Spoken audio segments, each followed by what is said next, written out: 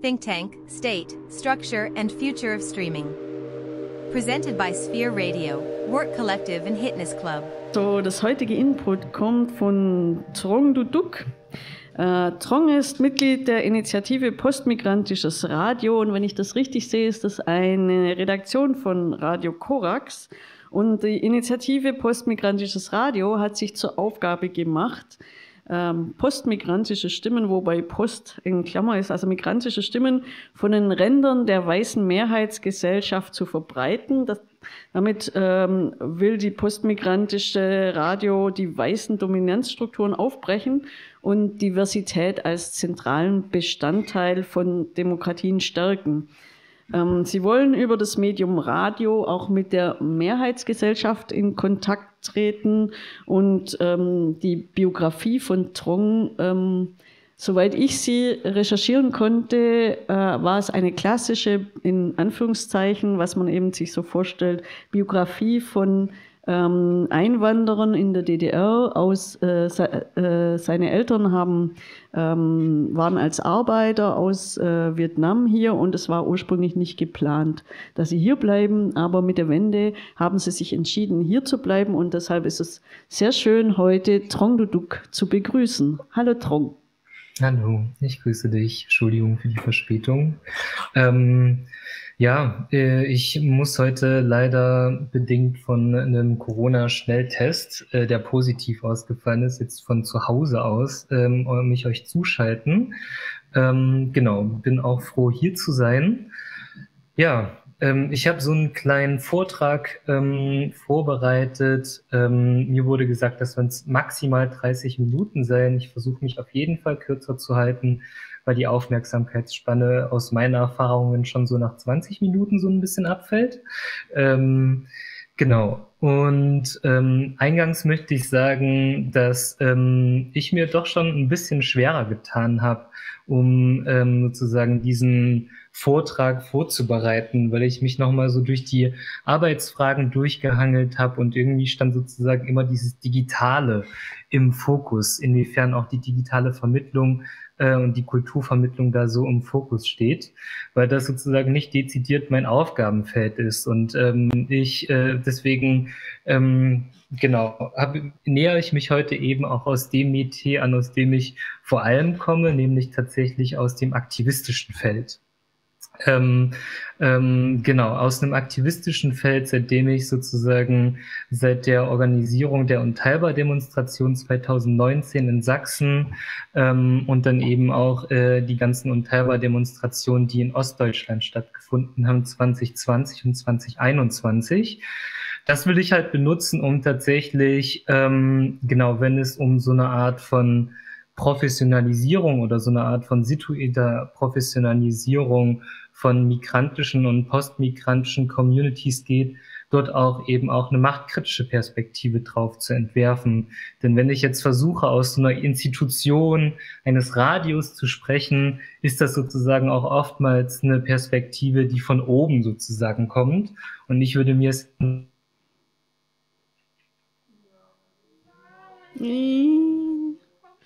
Oh. Stopp. Hallo Trong, also falls du uns noch hörst, wir hören dich nicht mehr. Du bist eingefroren. Physischen GastarbeiterInnen, die in die 1987... Hört man mich noch gut? Jetzt hört man dich wieder, es war kurz weg. Okay. Ich spreche einfach weiter, ja? Ja. Okay. Ich bin sozusagen, wie schon richtig erwähnt, Kind von vietnamesischen VertragsarbeiterInnen in der DDR. Und es ist so, dass tatsächlich die Migrationsgesellschaft in Ostdeutschland eben doch sehr stark geprägt ist von den Migrantinnen, die über die Anwerbeabkommen sozusagen gekommen sind. Das waren eben sozusagen eben auch meine Eltern, es waren auch Mosambikaner, es waren Kubaner, es waren sozusagen die ArbeiterInnen aus den sozialistischen Bruderländern. Und ich bin sozusagen die zweite Generation dessen, also die Generation, die jetzt nun mittlerweile deutsche Staatsbürgerinnenschaft hat, Zugang zur Bildung hat und eben auch gewisse Privilegien trägt. Und Genau, um das vielleicht nochmal so ein bisschen zu kontrastieren, dass es dort tatsächlich einen Unterschied gibt zu der westdeutschen Migrationsgesellschaft. Also ich mache das schon sehr bewusst, dieses West- und Ostding, obwohl ich weiß, dass wir halt in der BRD leben, ist es halt so, dass die Anwerbeabkommen in der BRD eben schon in den 50er Jahren, also sozusagen umgesetzt wurden. Das heißt, dort gibt es eben schon Migra-Kids, also sozusagen die schon in der 3. und 4. Generation leben. Und das setzt sich eben sehr stark in den zivilgesellschaftlichen Strukturen ab. Und so eben auch in den jeweiligen migrantischen und postmigrantischen Communities. Genau, das sozusagen erstmal festzuhalten, dass es dort einen Unterschied gibt, was jetzt genau für die Analyse tatsächlich irgendwo recht wichtig ist. In Ostdeutschland ist es weiterhin so, dass genau wir natürlich irgendwo auch von dem sogenannten Braunen Osten reden. Wenn wir in die Medien schauen, dann spricht man dort sozusagen von den Nazis, von den Baseballschlägerjahren in den 90ern, von dem NSU-Komplex, von Pegida 2014, von dem Sommer der Migration 2015 und eben auch der Einzug der rechtsextremen AfD in Sachsen und eben auch bundesweit in die Parlamente. Und das wird tradiert. Und das ist auch richtig so. Also da würde ich auf jeden Fall zustimmen. Aber dadurch werden sozusagen Perspektiven von migrantischen und postmigrantischen Communities unsichtbar gemacht, weil nur noch über den Braunen Osten gesprochen wird. Und da spricht eben tatsächlich auch Katharina von sozusagen der sogenannten doppelten Unsichtbarkeit. Also wenn ich sozusagen als Aussie of Color, ne, als Ostdeutscher, als People of Color, als Vietnamesisch-Deutscher hier sozusagen politische Arbeit macht, wird das oft nicht gesehen, weil sozusagen immer nur vom Braunen Osten gesprochen wird. Und das ist eben sozusagen auch ein Anlass, da so die Initiative zu ergreifen, zu sagen, wir müssen uns irgendwie so ein bisschen organisieren, um auch die zivilgesellschaftliche Arbeit der migrantischen und postmigrantischen Communities in Ostdeutschland zu stärken, die einerseits die es noch nicht so lange gibt wie in Westdeutschland und auf der anderen Seite eben tatsächlich auch diskursiv immer unsichtbar gemacht wird. Und genau, das ist sozusagen dieser zweite größere Punkt, den ich machen wollte. Und der dritte Punkt ist, das sind nämlich die wir eben versuchen auch mit der Initiative Postmigrantisches Radio irgendwo sichtbar zu machen. Denn das fehlt denen sozusagen, dass sie seit über 30 Jahren diese zivilgesellschaftliche Arbeit machen, aber sozusagen nicht im Mainstream ankommen. Also das sind genau diese peripheren Arbeiten, diese peripheren Anknüpfungspunkte auch von den Rändern der Mehrheitsgesellschaft, die wir versuchen mitten in den Mainstream reinzubekommen. Und genau, zusammenfassend jetzt zum ersten Part muss man halt sagen, ne, es gibt einen hegemonialen Diskurs um Ostdeutschland, der braun ist. Es gibt sozusagen diese doppelte Unsichtbarkeit, von der ich gesprochen habe, aber es gibt auch gleichzeitig gegenwärtige Anknüpfungspunkte, auch auf institutioneller Ebene, die sichtbar gemacht werden müssen. Und jetzt komme ich sozusagen zu diesem Kulturaspekt. Da ist es nämlich so, dass, wenn man nochmal so diese bundesweite Perspektive aufmacht, dass es da schon auch Kulturinstitutionen gibt, die sozusagen sich vor allem dezidiert für antirassistische Akteurinnen öffnen. Namentlich beispielsweise das Gorki-Theater, woher eben auch dieses postmigrantische Theater sehr stark umgesetzt wird, performt wird, aber auch das Kampnagel in Hamburg. Genau, also meines Erachtens sind das alles sozusagen Kulturinstitutionen, die ja schon fast so wie so ein Labor dienen. Dort lassen sich ja sozusagen so Utopien performen von Communities, von Lebenspraxen, die aber sozusagen in der Realität nicht wirklich umsetzbar sind. Und das ist für mich persönlich auf jeden Fall auch immer so ein inspirierender Ort, um darüber nachzudenken, was beispielsweise solidarische Beziehungsweisen sind, wie Communities aussehen können, wie die Gesellschaft der vielen aussehen kann, wenn man so ein Schlagwort mal in den nennen möchte. Und wenn man dann sozusagen nach Ostdeutschland schaut, also in diese neuen Bundesländer, weil das Gorki-Theater ja sozusagen in Berlin angesiedelt ist und das Kampnagel in Hamburg, muss man schon auch schauen, dass hier natürlich irgendwo auch eine internationale Kulturszene da ist, aber diese tiefsitzende Verankerung zu der Migrationsgesellschaft in Ostdeutschland, die ich gezeichnet habe, gibt es einfach hier nicht. Also zumindest sehe ich sie nicht. Und das finde ich ist auf jeden Fall so eine Art von politisches Teilhabevakuum oder sowas. Und genau in dieses Vakuum wollen wir sozusagen eben auch irgendwo reinsenden als Initiative, als Radioinitiative.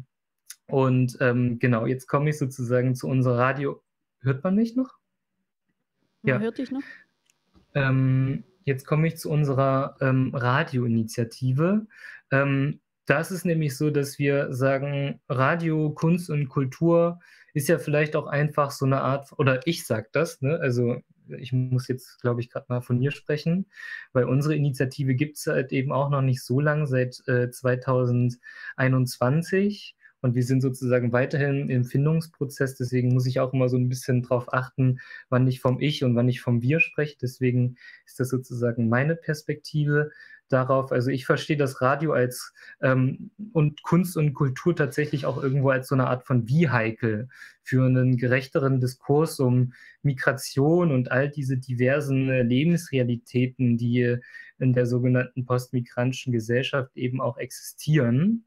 Und da wollen wir sozusagen immer wieder intervenieren. Also wenn man sozusagen darüber spricht, dass in der Corona-Pandemie viele Migrantinnen sich dem Impfen verweigern auf eine Art und Weise, müssen wir ja vielleicht auch irgendwo sehen, dass das falsch ist, dass das sozusagen ganz starke Stereotypen auch irgendwo reproduziert, dass man nicht von den einen Migranten sprechen muss, sondern man muss da tatsächlich sehr stark differenzieren.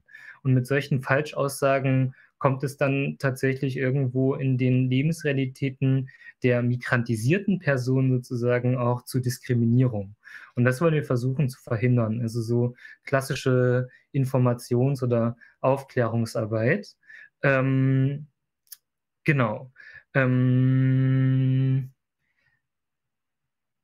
weiteren Punkt zur Initiative Postmigrantisches Radio, die ich auf jeden Fall auch machen möchte, ist, dass wir uns nicht als so eine Art von Institution begreifen, sondern auch irgendwie immer so eine Art von aktivistischen Impetus haben. Also wir fahren sozusagen auf Demonstrationen, wir haben Jahrestage im Blick und versuchen diesbezüglich Beiträge zu schaffen, um dort sozusagen mehr Reichweite zu bringen, um andere Communities irgendwie auch zu erreichen, die vielleicht bislang noch nicht in Kontakt stehen.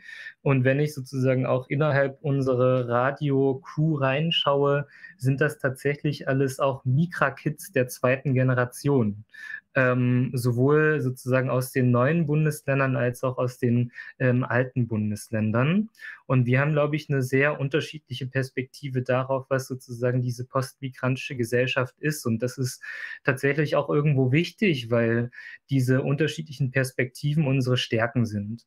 Also sozusagen im Sinne von diesem multidirektionalen Erinnern würde ich sagen, dass wir Perspektiven und Geschichten nicht als ein Konkurrenzverhältnis oder nicht als Nullsummenspiel darstellen wollen, sondern dass all diese Erzählungen eben auch immer erzählt werden mit einer konkreten solidarischen Bezugnahme, um sich eben auch immer von diesen Fremdzuschreibungen sozusagen frei zu machen und zu gucken, welche Beziehungen man sozusagen auch flechten kann.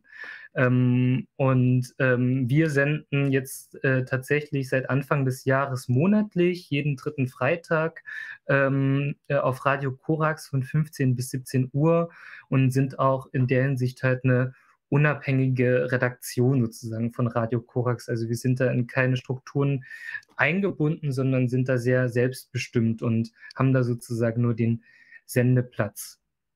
Genau, jetzt komme ich sozusagen zu dem Medium Radio, was das für uns eben auch bedeutet. Und das sind auch Erfahrungen, die ich jetzt in diesem Medium Radio gemacht habe. Ich persönlich bin noch gar nicht so lange in diesem ganzen Radiokontext drin, also erst seit 3 Jahren. Und deswegen fand ich auch den gestrigen Input von euch total interessant und auch nochmal die Geschichte sozusagen vom freien Radio zu hören. Aber das sind sozusagen jetzt diese Perspektiven von mir. Ich würde sagen, das Radio ist für uns intern tatsächlich, also wie wir uns organisieren, so eine Art von Safer Space ja schon fast. Ne? Also man trifft sich sozusagen als Person, die gesellschaftlich sozusagen, wir kriegen so eine Art von marginalisierter Perspektive zugeschrieben, aber dieses gemeinsame kollektive Handeln auf der Suche nach Identität, Gerechtigkeit und solidarischen Beziehungsweisen mit dem Radio als geschützten Raum ist für uns total wichtig. Das ist, glaube ich, einfach ein anderer Ansatz, als wenn wir jetzt beispielsweise eine öffentliche Demonstration umsetzen würden.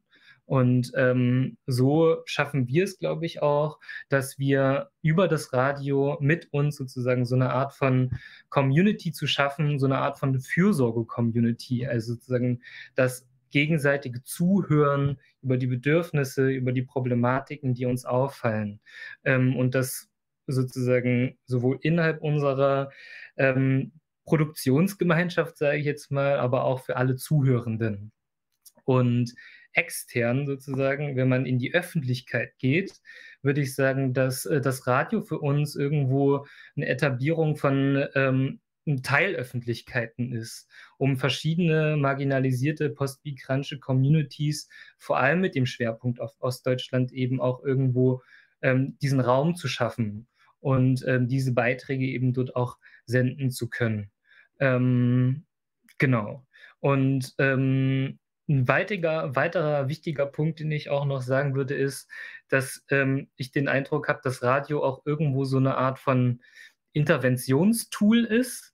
Also zu sagen, wir können Beiträge schaffen, wir können Teilöffentlichkeiten schaffen, sind teilweise ja auch genau in so bei Deutschlandfunkkultur gab es kleinere Beiträge, über Social Media werden wir rezipiert und ich würde sagen, dass wir da auch irgendwo genau in sehr hierarchischen, machtvollen Institutionen drin sind. Und wir müssen halt irgendwie auch immer so ein bisschen drauf schauen, dass wir da dieses Radio als ein Mittel nutzen, um auch so ein bisschen zu sabotieren, vielleicht auch, um das vielleicht ein bisschen zugespitzt zu formulieren. Also Beiträge zu setzen, die man vielleicht so in der Art und Weise nicht gedacht hat, die vielleicht auch die Sendestrukturen, in denen wir senden, auch mit hinterfragen. Genau, noch kurze Punkte zu dem Radio, wie ich sie noch so wahrnehme. Also ich würde sagen, das Radio ist auch darüber hinaus so eine Art von Kontaktzone zwischen der Diaspora und den Herkunftsländern. Ich würde auch sagen, dass das Radiomachen, also der Akt des Radiomachens, eine Art von kollaboratives Tool ist und eine Art von kuratorischer Praxis, wo man das alles einfach mal lernen kann, wo man sozusagen nicht in die Hochschule gehen muss, wo man kein Abitur dafür gemacht haben muss, sondern da lernt man das sozusagen, genau, zumindest wenn man diese Bildungszugänge sich anschaut, möglichst barrierefrei. Und genau. Jetzt komme ich zum letzten Punkt des Inputs. Ich gucke mal kurz auf die Uhr. Ich bin jetzt so bei 17 Minuten, nämlich auf den Punkt zur Zukunft.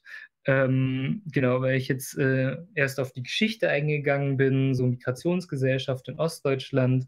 Jetzt bin ich sozusagen bei dem Punkt wir als Initiative Postmigrantisches Radio und jetzt versuche ich eben auch nochmal auf diesen Punkt der Zukunft einzugehen und da möchte ich gern ja diesen sperrigen Begriff vielleicht auch einfach nennen, nämlich diese situierte Professionalisierung von migrantischen und postmigrantischen Communities.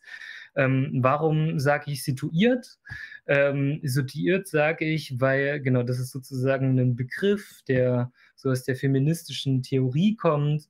Und da ist es eben auch wichtig, dass man dieses Wissen, was aus der Situation, aus meiner Lebensrealität entstanden ist, anerkannt wird. Und wenn ich dieses migrantische, postmigrantische Wissen auch irgendwo anerkenne, dann sehe ich eben auch in gewissermaßen die Machtverhältnisse, in denen ich sozusagen spreche und in denen ich handle.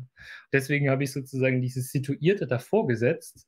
Und das andere, dieser zweite Term Professionalisierung, klingt auch ein bisschen technisch, aber ich glaube, das ist vor allem in so einem ganzen Ding von Antragsschreiben, wie man wie sagt man, nicht mit Behörden, sondern mit GeldgeberInnen spricht, auch ein geeigneter Terminus, um zu sagen, wir als migrantische und postmigrantische Communities müssen uns professionalisieren. Aber wir bestimmen sozusagen, was diese Professionalisierung bedeutet. Und da gibt es, genau, vielleicht ist das sozusagen an der Stelle so ein bisschen wichtig für dieses Wiki, was ja auch am Ende der Woche irgendwo ansteht. Das sind so zwei Ansätze, die sehr unterschiedlich sozusagen auch gedeutet werden können. Das ist einerseits dieser Empowerment-Ansatz und auf der anderen Seite eben auch der Power-Sharing-Ansatz. Also mit Empowerment, das kann sozusagen sehr unterschiedlich gedeutet werden, je nachdem, aus welcher Community man spricht, von welchen Diskriminierungen man betroffen ist, von welchen gesellschaftlichen Ausschlüssen man betroffen ist. Ich würde sagen, auf so einer individuellen Ebene könnte man beispielsweise eine Art von Biografiearbeit durchführen, wo man beispielsweise auch zwischen Stadt und Land digitale Infrastrukturen nutzen kann, um dort in so einer Art Peer-to-Peer Verhältnis auch Biografiearbeit zu leisten. Denn ich selber komme halt aus Riesa und da ist es eben so, dass doch dort die Kulturräume und Kulturangebote, wo sowas vielleicht möglich wäre, überhaupt nicht da sind. Deswegen würde ich sagen, ist halt so in der Frage zwischen Stadt und Land dieser Digitalisierungsaspekt und diese Kulturvermittlung, glaube ich, vielleicht ein sehr guter Aspekt, um dort so ein bisschen Räume zu verschieben. Auf so einer strukturellen Ebene würde ich sagen, brauchen wir halt so einen Empowerment-Ansatz, also brauchen wir Räume und Spaces, um solche Empowerment, wie soll ich sagen, Empowerment-Trainings durchzuführen, in denen wir sozusagen auch selbstbestimmt Inhalte schaffen, die nicht nur ein weißes Publikum adressiert sind. Denn wenn ich mir sozusagen auch anschaue, was sozusagen die größeren Kulturinstitutionen hier anbieten, dann sind das ja schon auch oftmals Erzählungen, die sozusagen aus so einem Kanon, also einem abendländischen Kanon, sage ich jetzt mal, sozusagen auch irgendwo genutzt werden. Und da eben auch solche Räume und Spaces anzubieten für eine kulturelle Teilhabe, die eben aus so einem situierten Wissen von Migrantinnen entsteht. Und zum Empowerment-Ansatz würde ich auch noch sagen, dass genau, dass diese marginalisierten Positionen, die eben auch unter anderem in unserem Radio hörbar sind, nicht nur halt so partikulare Stimmen sind, also dass da sozusagen die asiatisch-deutsche Community irgendwie für sich spricht oder die jüdische Community oder die genau, schwarze Community, sondern dass all diese partikularen Stimmen eben eigentlich schon zu dem Selbstverständnis unserer diversen Einwanderungsgesellschaft gehören. Und nun zum Power-Sharing-Ansatz. Da geht es halt darum, dass die Leute, die sozusagen auch irgendwo Privilegien und Machtressourcen haben, auch Möglichkeiten finden und Räume schaffen, diese Ressourcen auch zu teilen. Und da geht es halt allgemein darum, dass es nicht nur darum geht, diese Räume, ich sag's mal, intersektional zu gestalten oder Rassismus oder diskriminierungssensibel zu gestalten, sondern es geht auch konkret darum, wie diese Produktionsbedingungen eben auch ausschauen und wer sozusagen auch beispielsweise kuratiert, wer in diesen wesentlichen Machtpositionen steht, weil das sind ja im Endeffekt diese EntscheiderInnen. Und da knüpfe ich auch so ein bisschen an den Punkt an von so Repräsentation, wobei das auf jeden Fall nicht alles ist. Genau, um das nochmal zu konkretisieren oder ein bisschen zugespitzter, würde ich auch sagen, dass es an gewissen Stellen vielleicht einfach auch eine Abgabe braucht von so einer weißen, singulären, kuratorischen Hoheit. dass man dort vielleicht tatsächlich konkret Communities anspricht und sagt, hey, macht doch mal ein Takeover, ihr habt eure Inhalte, wir vertrauen euch, sendet einfach mal 24 Stunden, wir bezahlen euch dafür anständig. Das Gleiche könnte man beispielsweise auch in einer Theaterinstitution machen. Und ein weiterer Punkt, der auch morgen sozusagen angesprochen wird, ist der Punkt der Förderprogramme. Also da finde ich es total wichtig, dass man dort diversitätsorientierte Indikatoren mit einspeist, dass man dort versucht, auf einer Datenlage, die tatsächlich auch irgendwo so Diversität versucht auch empirisch festzuhalten, mit einzubinden. In der Umsetzung ist es so, dass wir einfache Zugänge brauchen, wenig bürokratischen Aufwand und vor allem eben auch längere Förderzeiträume. Denn sozusagen nach jedem Jahr immer wieder Sachen neu zu beantragen, Abrechnungen zu machen, das sind alles Strukturen, die nicht auf Nachhaltigkeit angelegt sind. Genau. Und ich gucke nochmal auf die Zeit. Ich komme jetzt zum Schluss. Ich würde sagen, gehe nochmal auf die Herausforderungen ein, was so eine situierte Professionalisierung irgendwo auch mitbringt. Ich würde sagen, dadurch, dass so eine Professionalisierung irgendwie damit einhergeht, dass die jeweiligen migrantischen und postmigrantischen Communities natürlich auch an Positionen vielleicht auch sitzen, die machtvoll sein können, vielleicht auch Entscheidungen mittreffen, dass dort auf jeden Fall auch die Gefahr größer wird vor rechter und rassistischer Gewalt. Das muss uns allen bewusst sein und da ist sozusagen sind nicht nur diese jeweiligen Communities in der Verantwortung, dass es nicht passiert, sondern sozusagen, das ist ein gesamtgesellschaftliches Verantwortungsding.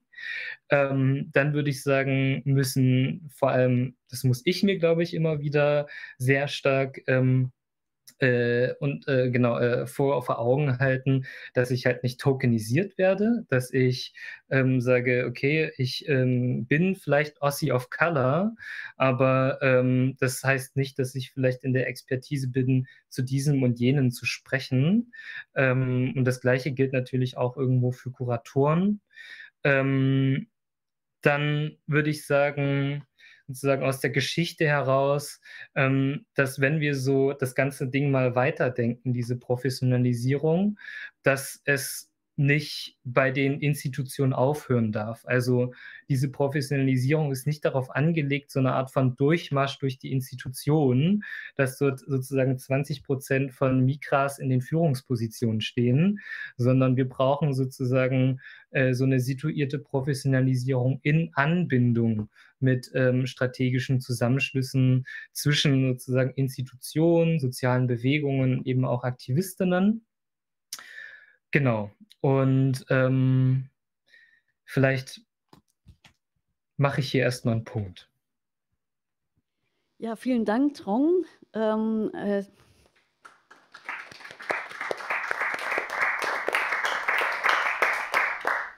Eine super Zusammenfassung und ein sehr schönes Fazit von postmigrantischem Leben und postmigrantischen Problemstellungen und auch Zukunftsstellungen. Wir machen jetzt wie immer zuerst einmal eine Fragerunde und ich glaube, am besten wieder sagt jeder dabei seinen Namen und woher er kommt. Niki hat schon eine Meldung. Also es geht jetzt erstmal um Verständnisfragen und noch nicht um die Diskussion. Hallo Trong, ja, schade, dass wir uns, gestern war ich tatsächlich zu erschöpft nach dem Tag, dass wir uns nicht persönlich getroffen haben jetzt und du heute auch nicht kommen kannst. Aber vielen Dank auch für deinen Input. Ich mache das mal kurz, ich glaube, das geht einfach. Ich hab hier so ein leichtes Feedback. Ich habe eine Frage, du hast dich jetzt hauptsächlich auf Radio, nicht auf Radio bezogen, sondern auf Theater. Das Gorki in Berlin kenne ich natürlich sehr gut, weil ich ja aus Berlin komme. Mir ist noch eine Einrichtung oder wie sagt man, eine Selbstorganisation eingefallen, die Neuen Deutschen MedienmacherInnen, wo über 2000 Leute mit migrantischem Vor- oder Hintergrund organisiert sind und diese Themen auch eben in den Mainstream bringen wollen. Du bist jetzt explizit beim Freien Radio, aber inwiefern ist das für dich auch wichtig für deine journalistische Selbstprofessionalisierung im freien Radio oder die eurer Gruppe? Also dieser Bezug zu den neuen deutschen MedienmacherInnen, meinst du das? Okay. Genau, ich kenne die neuen deutschen MedienmacherInnen, ich kenne auch diese neuen deutschen Organisationen und genau, ich würde sagen, diese neuen deutschen MedienmacherInnen und neuen deutschen Organisationen knüpfen tatsächlich an dieser institutionellen Ebene an. Also das sind sozusagen professionelle Journalistinnen. Das ist auch wichtig, dass es die gibt und die arbeiten für die Zeit, für den Spiegel. Die sind sozusagen schon in den Institutionen angekommen und die sind total wichtig, weil die sozusagen für uns so eine Art Gatekeeper sind. Die öffnen uns sozusagen diese großen Institutionen von Presse, also Zeit, Spiegel, Deutschlandfunk, um eben so Inhalte zu setzen, die wir sozusagen ich nenne es mal ein bisschen plakativ, von unten reinbringen. Also das, was ich so ein bisschen als Sabotage vielleicht auch so bezeichnet habe.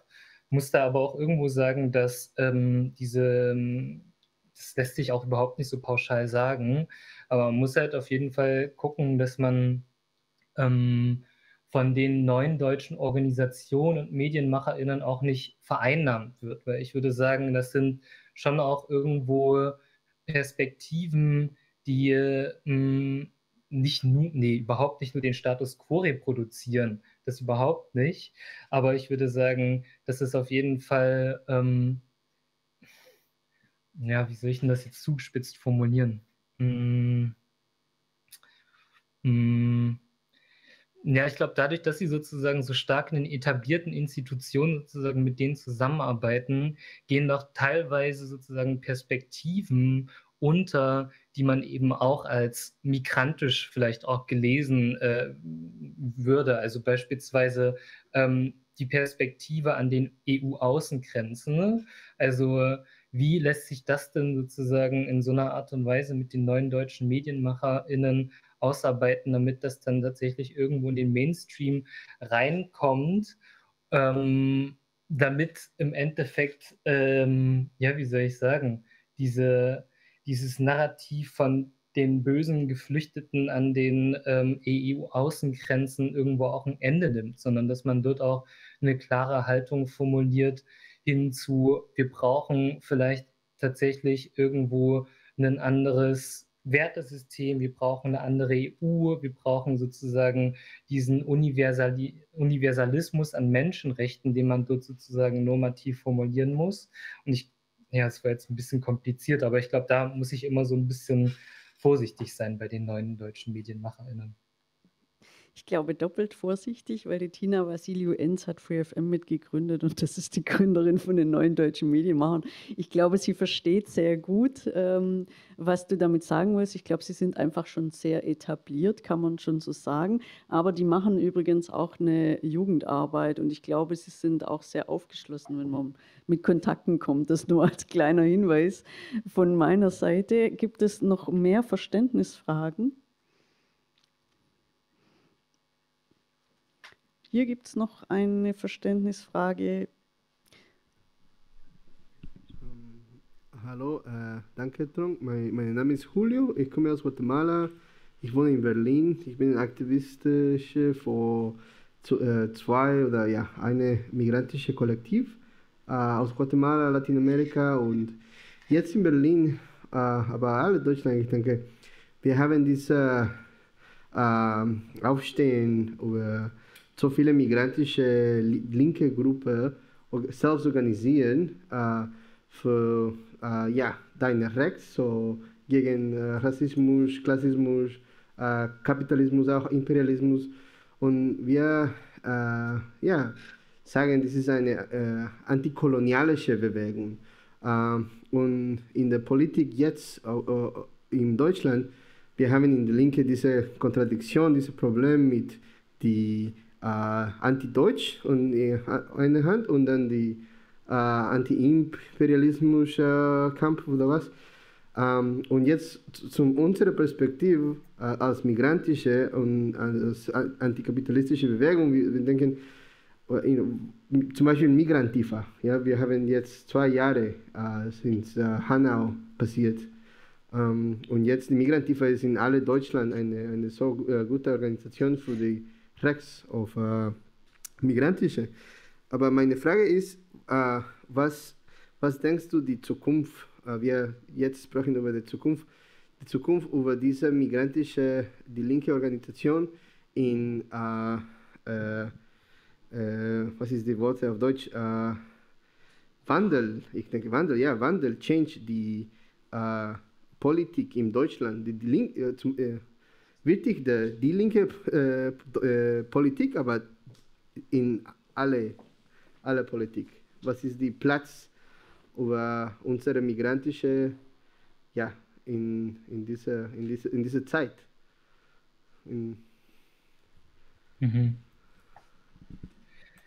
Okay, wow, das ist eine sehr große Frage.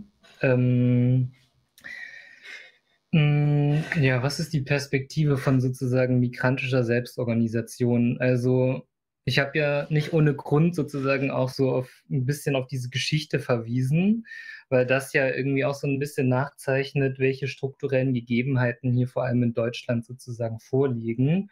Und dadurch, dass ich sozusagen hier politisch aktiv bin im Raum Deutschland, muss ich sozusagen vor allem diese gesellschaftlichen Gegebenheiten hier vor Ort eben auch irgendwo sozusagen ernst nehmen. Ich würde sagen, dass es diese Zeiten von Internationalismus, die es vor allem sozusagen in den 60er Jahren gab, in der Art und Weise, das ist total schwer. Also ich finde es irgendwie auch gerade total ernüchternd, sozusagen wie die Friedensbewegung ausschaut oder wie sozusagen die internationalistische Bewegung sozusagen ausschaut, wenn es um den Ukraine-Krieg geht beispielsweise. Genau, also ich würde sagen, diesbezüglich ist es schwer, irgendwelche Anknüpfungspunkte zu bekommen, vor allem wenn es so um diese antikoloniale sozusagen Perspektive geht. Also ich muss da irgendwie immer wieder sagen, dass ich da aus diesem politischen Standort Deutschland sozusagen immer wieder handeln muss. Und dadurch, würde ich wieder verweisen auf diese ostdeutschen Verhältnisse, die migrantischen Selbstorganisationen, die es hier in Ostdeutschland gibt. Und muss sagen, dass das wesentliche Akteurinnen sind, die schon seit Jahrzehnten sich organisieren, die auch teilweise das Wissen aus ihren Herkunftsländern mitbringen, die wir als zweite Generation überhaupt nicht mitbringen. Und dass das sozusagen einer der wesentlichen Allianzen ist, die ich sehe, sozusagen diese Verknüpfung der ersten und zweiten Generation, also hier in Ostdeutschland von Migrantinnen-Selbstorganisationen, und dass sich dadurch eben auch schon ganz viele Sachen halt schließen in der Art und Weise, keine Ahnung, was es heißt, sich zum Beispiel Antifaschismus irgendwo auch sozusagen zu positionieren. Also wir alle nehmen sozusagen wahr, dass seit Hanau und Halle es rechtsterroristische, rassistische Anschläge gibt auf migrantisierte Menschen. Und genau das müssen wir sozusagen aufgreifen. Und das müssen wir sozusagen irgendwie auch an die Menschen adressieren, die davon betroffen sind. Und ich habe den Eindruck, dass das halt noch nicht da ist. Und ich würde das eben auch noch erweitern, also sozusagen mit der sozialen Frage. Es geht ja sozusagen nicht nur um diese Antidiskriminierungsarbeit, die im Kern sozusagen darin steckt, sondern eben auch zu sagen, MigrantInnen werden strukturell immer noch ausgeschlossen vom Wohnungsmarkt, vom Bildungsmarkt und eben auch vom Arbeitsmarkt, dass wir dort sozusagen versuchen, beispielsweise mit Gewerkschaften, so schwierig das auch mit denen ist, mit denen sozusagen dort Diskurse mitzubestimmen, weil Gewerkschaften hier in Deutschland sozusagen maßgeblich daran beteiligt sind, wie Arbeitsbedingungen eben auch ausschauen. Und letzten Endes muss ich auch immer wieder sagen, dass es um die Selbstorganisierung geht von Migrantinnen und Postmigrantinnen. Das heißt, dort auch, wenn man selber politisch organisiert ist und Erfahrung hat, dort auch in die Strukturen reinzugehen, sei es in die Krankenhausbetriebe, sei es an die Schulen oder eben auch, ja, weiß ich nicht, jetzt beim ÖPNV beispielsweise, viele Leute zu organisieren, zu sagen, wir sehen euch, ihr seid von Rassismus betroffen, das ist scheiße, aber ihr müsst sozusagen, wir müssen sozusagen gemeinsam dafür einstehen, dass dort eben auch irgendwo die Arbeitsbedingungen oder die Lebensbedingungen der Migrantinnen verbessert wird. Und daraus ergibt sich halt immer so eine Art von Gleichzeitigkeit. Also man muss sich immer sehr stark mit sich selber beschäftigen, was sozusagen Antirassismus für einen selber bedeutet. Man muss dann gleichzeitig Allianzen bilden. Man muss dann aber auch gleichzeitig sozusagen Menschen, die vielleicht nicht so eine Awareness haben gegenüber Diskriminierung, auch irgendwo eine Aufklärungsarbeit liefern. Also das sind sozusagen irgendwie alles To-Dos für Migras, die sich als politische Aktivistinnen verstehen. Genau, und zu dem Punkt so anti-deutsch und anti-ImperialistInnen, genau, das ist irgendwie so eine ganz starke Dichotomie. Ich finde die auch zum Teil problematisch. Es gibt beides sozusagen in so einer Art von ideologischer Haltung. Ich bin da aber sozusagen ganz stark bei diesem Aspekt von multidirektionalem Erinnern. Also, dass man sozusagen diese gegenseitigen Gewalt, die man dort irgendwie spürt, irgendwie nicht abspricht, dass man da in keinem Konkurrenzverhältnis steht, sondern versucht sozusagen eine Geschichte zu erzählen, sich einander zuzuhören, die sozusagen nicht im Konkurrenzverhältnis stehen, sondern in dieser solidarischen Bezugnahme. Genau, und dadurch ergeben sich ja dann auch nochmal neue Allianzen, beispielsweise zwischen israelischen PalästinenserInnen oder eben auch kritischen JüdInnen. Genau, vielleicht so. Okay, die Frage ist beantwortet, hat Giulio signalisiert. Gibt es noch weitere Fragen? Falls nein, dann würden wir jetzt 15 Minuten Pause machen. Das wäre dann bis um so 10 vor 3. Stimmt das? Jetzt ist 40. Nee, dann ist zu knapp. Dann 5 vor 3. Und Trong, wir wären dann in 15 Minuten wieder da. Okay. Und danke. Würden dann in die Diskussionsrunde zu den Arbeitsfragen einsteigen. Alles klar. Bis gleich. Jetzt zurück beim Think Tank State and Structure and Future of Streaming. Wir haben den Tag der politischen Dimension und wollen uns heute, im ersten Teil haben wir uns mehr mit Behinderungen beschäftigt, die als sagen wir mal, als strukturelle Benachteiligung ein Problem sein könnte. Jetzt haben wir mehr das Thema Migration und am besten, denke ich, ich wiederhole nochmal die Arbeitsfragen, an denen ihr euch entlang orientieren könnt.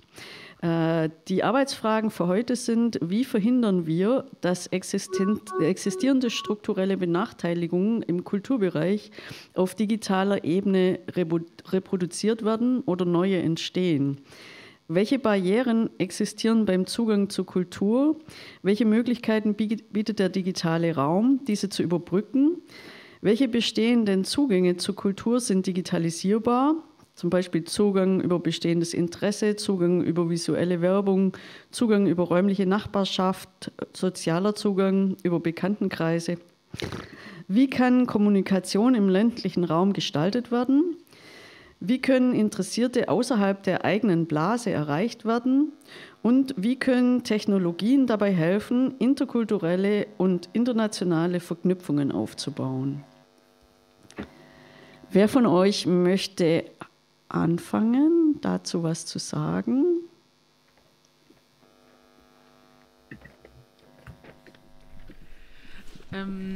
Oh, sorry. Vorsicht, keine Arbeitsunfälle. Ja, also ich habe eigentlich, tatsächlich würde ich gerne nochmal auch, also ist das eigentlich auch eine Frage, die ich mich vorhin noch nicht getraut habe zu stellen an Trong, aber jetzt traue ich mich, weil ich finde, es passt zu diesen Fragen. Also du hast vorhin gesagt, dass ihr bei Korax wie so eine Art Safe Space euch sozusagen geschaffen habt. Und ich weiß jetzt nicht, da ich gestern leider nicht zuhören konnte, was ihr gestern über freie Radios gesagt habt, aber für mich, finde ich, ist so dieses basisdemokratische Miteinander bei freien Radios total wichtig. Also ich bin Anja von Radio Blau.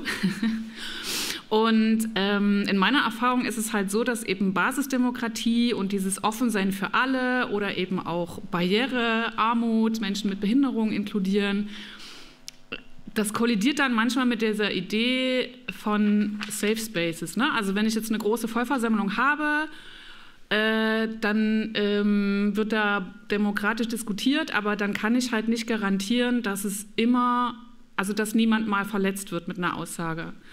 Oder ja, auch in unserer inklusiven Radioredaktion, wo Menschen mit Lernbehinderungen drin sind, da gibt es natürlich auch leider rassistische Einstellungen, mit denen wir natürlich versuchen umzugehen. Aber genau, meine Frage ist eigentlich tatsächlich an dich, was kann dann so eine Community, also was kann so eine Community wie zum Beispiel so ein Radiosender oder irgendwie jetzt hier Fernsehsender tun, damit es trotzdem für euch so safe wie möglich ist, aber ihr trotzdem auch das Gefühl habt, ihr könnt euch oder ihr habt Lust, euch einzubringen in, was weiß ich, Diskussionen. Also, weil jetzt habe ich bei dir eher rausgehört, dass ihr euch bei Korax eher nicht so sehr einbringt, sondern einfach euer Ding macht. Oder ich weiß nicht, wie das dann in der Realität abläuft. Das ist sozusagen meine Frage, die vielleicht zu den Fragen passt, die wir jetzt gerade nochmal aufgeworfen haben. Keine Ahnung. Danke für die Frage. Darf ich gleich drauf eingehen? Oder? Ja, natürlich. Ja, genau, ich finde die Frage voll gut.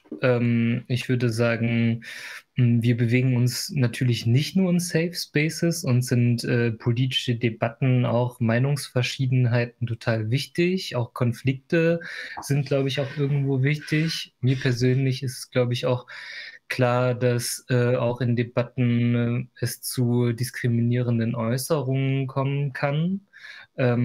Genau, aber dennoch halte ich es für wichtig, für Menschen, die sozusagen von Diskriminierungen betroffen sind oder von Mehrfachdiskriminierungen, dass sie zumindest Räume finden, wo sie sich sicher fühlen können und wo sie sich gegebenenfalls auch Argumente zurechtlegen können, wo sie sich austauschen können. Und das findet vielleicht nicht unmittelbar in der Redaktionssitzung von Korax statt, sondern findet sozusagen bei uns in den wöchentlichen Plenas statt. Das vielleicht zu der einen Frage, dass wir uns nicht nur in Safe Spaces befinden, genau, aber Safe Spaces notwendig sind und würde sagen, so aus so einer redaktionellen Sicht kann man ja genau solche Räume halt auch irgendwo einrichten, ne? Also vielleicht gibt es dann an der einen oder anderen Stelle eine Person, die sich zur Aufgabe macht, solche Räume auch irgendwo zu gestalten. Was das konkret heißt, glaube ich, muss sich dann an den Bedürfnissen der jeweiligen Person dann sozusagen orientieren, was sie dazu brauchen. Und ich halte es irgendwie auch immer für gut, ich kenne das aus meinen Plenarerfahrungen und so ähnlich werden wahrscheinlich Redaktionssitzungen auch ablaufen, dass man einfach, genau, wenn man in so einer kritischen Position ist oder sozusagen diskriminierungssensibel ist, da auch aware zu sein, auch wenn man selber nicht betroffen ist und dann vielleicht auch nochmal genau solche Dinge transparent macht in einer Art und Weise, dass solche Themen konfliktbehaftet sind, dass dort Menschen sozusagen nicht einfach so reinsteuern. Also sozusagen Stichwort Trigger Warning oder sowas oder auch Allyship wäre, glaube ich, an der Stelle irgendwo auch angebracht. Und genau. Aber ich finde es, genau, also von der Grundhaltung finde ich es mega wichtig, dass die freien Radios da so basisdemokratisch eingestellt sind. Also unbedingt beibehalten. Finde ich super. Aber da darf ich, bevor Niki nochmal eine Nachfrage stellt, habe ich gleich dann nochmal eine Frage von Anja, ein bisschen in einer anderen Dimension von Richtung der freien Radios gestellt. Was können dann die freien Radios tun, neben dem Safe Space, dass ihr euch mehr in diesen Strukturen engagiert und die dann eben auch mehr mitgestaltet durch durch das Engagement in den Strukturen. Also ich habe ja bisher wahrgenommen, dass es wichtig ist, dass es so Strukturen überhaupt gibt und dass man die benutzen kann für seine Arbeit, aber für die Strukturen selber, sie nach vorne zu entwickeln, sind eben auch Menschen notwendig, die sich daran beteiligen und die sollten eben auch mit dem Erfahrungsraum von diskriminierten Personen sein. Also das noch ergänzen, du gehst nicht genau in das Moment, ob das eure Entscheidung gewesen ist oder was euch, wenn dann zu dieser Entscheidung geführt hat, euch nicht in die Struktur von Korax einzubinden, sondern eben ich meine jetzt mal ganz grob gesagt, euer eigenes Süppchen zu kochen, nämlich euch in euren Plänen zu treffen und nicht Teil des Redaktionskollektivs zu sein, beziehungsweise habt ihr Vertreter, die als Proxy dann in den Redaktionsversammlungen oder auch in der Vollversammlung von Korax dann von euch auftreten? Also ich bin so ein bisschen überrascht tatsächlich darüber, wie ich darüber nachdenke, weil uns, glaube ich, nie dieses Angebot gemacht wurde, in diese Redaktionssitzungen zu kommen.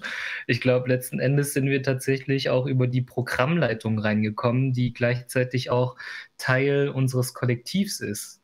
Und so haben wir, glaube ich, vielleicht so ein bisschen eine Sonderstellung, da reingerutscht zu sein, ohne unmittelbar das Angebot zu bekommen, Teil der Redaktionssitzungen zu sein. Ja. Der ist vielleicht dann die Programmleitung der Proxy. Ja, vermutlich. Und weitere Statements, aber hast du noch mal nachgefragt, gibt es denn, also ich nehme daraus, dass die Strukturen mehr direkte Angebote machen müssen und Leute ansprechen. Gibt es denn noch andere Punkte, Anforderungen? Was können die Strukturen machen? Was können die Strukturen machen? Ich würde sagen, in erster Linie eine Transparenz der Strukturen. Also oftmals weiß ich halt nicht als außenstehende Person, wie funktioniert überhaupt sozusagen eine Struktur, also Stichwort so Organigramm oder sowas, wo bringe ich mich ein, wo kann ich gegebenenfalls tatsächlich auch mitentscheiden. Also da vielleicht auch so diese machtkritischen Punkte auch so tatsächlich transparent zu machen, dass man dort nicht der Gefahr läuft, sozusagen eine Sendung zu betreiben, aber letzten Endes von der Redaktionsleitung immer wieder so ein bisschen vorgesetzt bekommt, was man eigentlich zu tun hat. Also ich glaube, da so eine Transparenz über die eigenen machtkritischen Strukturen fände ich so ganz grundlegend gut. Und ja, ansonsten glaube ich, finde ich tatsächlich auch so dieses Konzept von so Community Speaker immer ganz interessant. Also ich habe schon auch den Eindruck, dass es vor allem so in urbanen Städten wie in Leipzig oder eben auch in Berlin es für verschiedene Communities tatsächlich auch so in Anführungszeichen Führungspersonen gibt oder Personen gibt, die sozusagen an der Stelle irgendwo auch eine Einflussnahme hat auf die Communities. Und da, glaube ich, ist es total wichtig, diese konkreten Personen auch anzusprechen, in einen offenen Dialog zu treten und zu fragen, was sind deine Interessen? Wir haben sozusagen die Ressourcen und die Macht, euch Öffentlichkeit zu geben. Was wollt ihr darin machen und wie kann man sozusagen dort auch Unterstützung leisten? Ich glaube, das wäre vielleicht auch nochmal so ein ganz pragmatischer Hinweis. Ja. Anschließend daran eine Frage von Kasper aus dem Chat. Der fragt nämlich dich, Trong, ob du zustimmen würdest, dass das postmigrantische Radio eigentlich stärker dem Begriff der Community-Radios im eigentlichen Sinne ähnlich ist, also quasi aus Sprachrohr von einer Community, die sich dadurch empowert, entgegen jetzt zum Beispiel anderen Gruppen, die den Begriff Community eher erst im Prozess oder aufgrund von technischen Grundlagen zusammenfinden. Ja, auch voll die spannende Frage. Darüber mache ich mir auch immer so voll oft Gedanken, weil dieser Community-Begriff immer auch problematisch ist. Der ist ja auch irgendwie immer so geschlossen. Man spricht eine gezielte Zielgruppe an. Aber ich glaube, dieser postmigrantische Begriff, sage ich jetzt mal, der ist ja sozusagen nicht nur auf ein postmigrantische Community sozusagen festzusetzen, sondern man muss halt immer wieder neu formulieren, welche Communities im Plural man anspricht. Also mir geht es in meiner politischen Arbeit einerseits darum, einzelne Communities sozusagen auch irgendwo aufzubauen, dort zu organisieren und damit genau sie sich sozusagen auch so ein bisschen autonomer sozusagen organisieren können. Aber auf der anderen Seite geht es ja auch so ganz konkret um die gegenseitige Bezugnahme. Also ich würde vielleicht sagen, dass die Initiative Postmigrantisches Radio ein Communities-Radio ist im Plural. Ja, das sind ja oft viele Communities. Ist natürlich eine interessante Wahrnehmung so, und wenn so ein migrantischer Hintergrund einen größeren Umfang hat und vielleicht eine größere Diversität, aber es kann ja genauso gut sein, dass die Hardrock-Community ist ja auch eine Community, also ja, muss es ja nicht begrenzen auf kulturelle Räume. Voll. Im Sinne von Subkultur kam hier gerade nochmal von rechts. Ja. Ich wollte nur kurz anschließen, was Radio Korax vielleicht versäumt hat. Ihr könnt richtig gerne Leute in unsere Redaktion entsenden. Wir würden uns sehr freuen. Also hier ein Angebot kommt direkt nach und eine Transparenz. Ja, ich wollte auch im Grunde nur noch sagen, also spannend wird es ja dann, wenn die Hardcore-Community und die Postmigra-Community dann miteinander irgendwie in Austausch kommen und im besten Falle dann vielleicht irgendwie auch selber was auf die Beine stellen. Ja, und auch bei Radio Blau seid ihr natürlich willkommen, aber ich will jetzt hier nicht, dass es irgendwie wie so ein Wettbewerb ist. Ramin ist ja auch bei uns, ihr wart ja auch schon zum Teil bei uns, genau. Wir teilen euch auch gerne. Da kann ich dann auch noch anschließen, weil gerade der Name Ramin fällt. Es ist intersektional ja auch interessant, dass Ramin einer der wenigen Herren ist, die sich auch beim 8. März beteiligen. Das finde ich ganz toll. Also schöne Grüße nach Korax. Okay. Welche Barrieren existieren denn noch und kann man auflösen? Was fällt euch noch ein?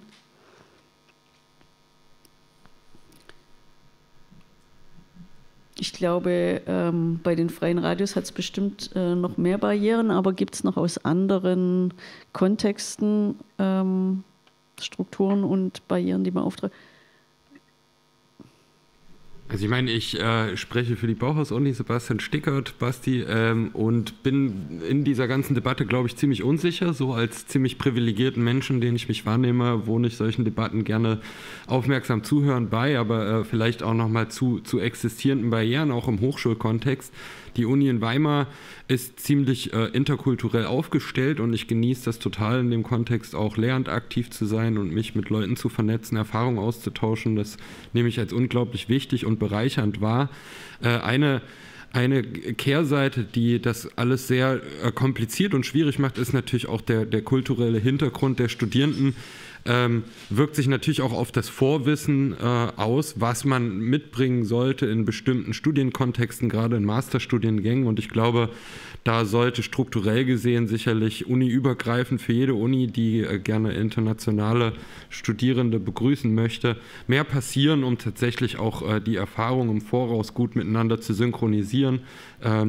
Denn viele Studierende, mit denen man so zu tun hat, haben natürlich auch Probleme, ihr Studium irgendwie zu finanzieren und nehmen vieles auf sich, um sich das zu ermöglichen.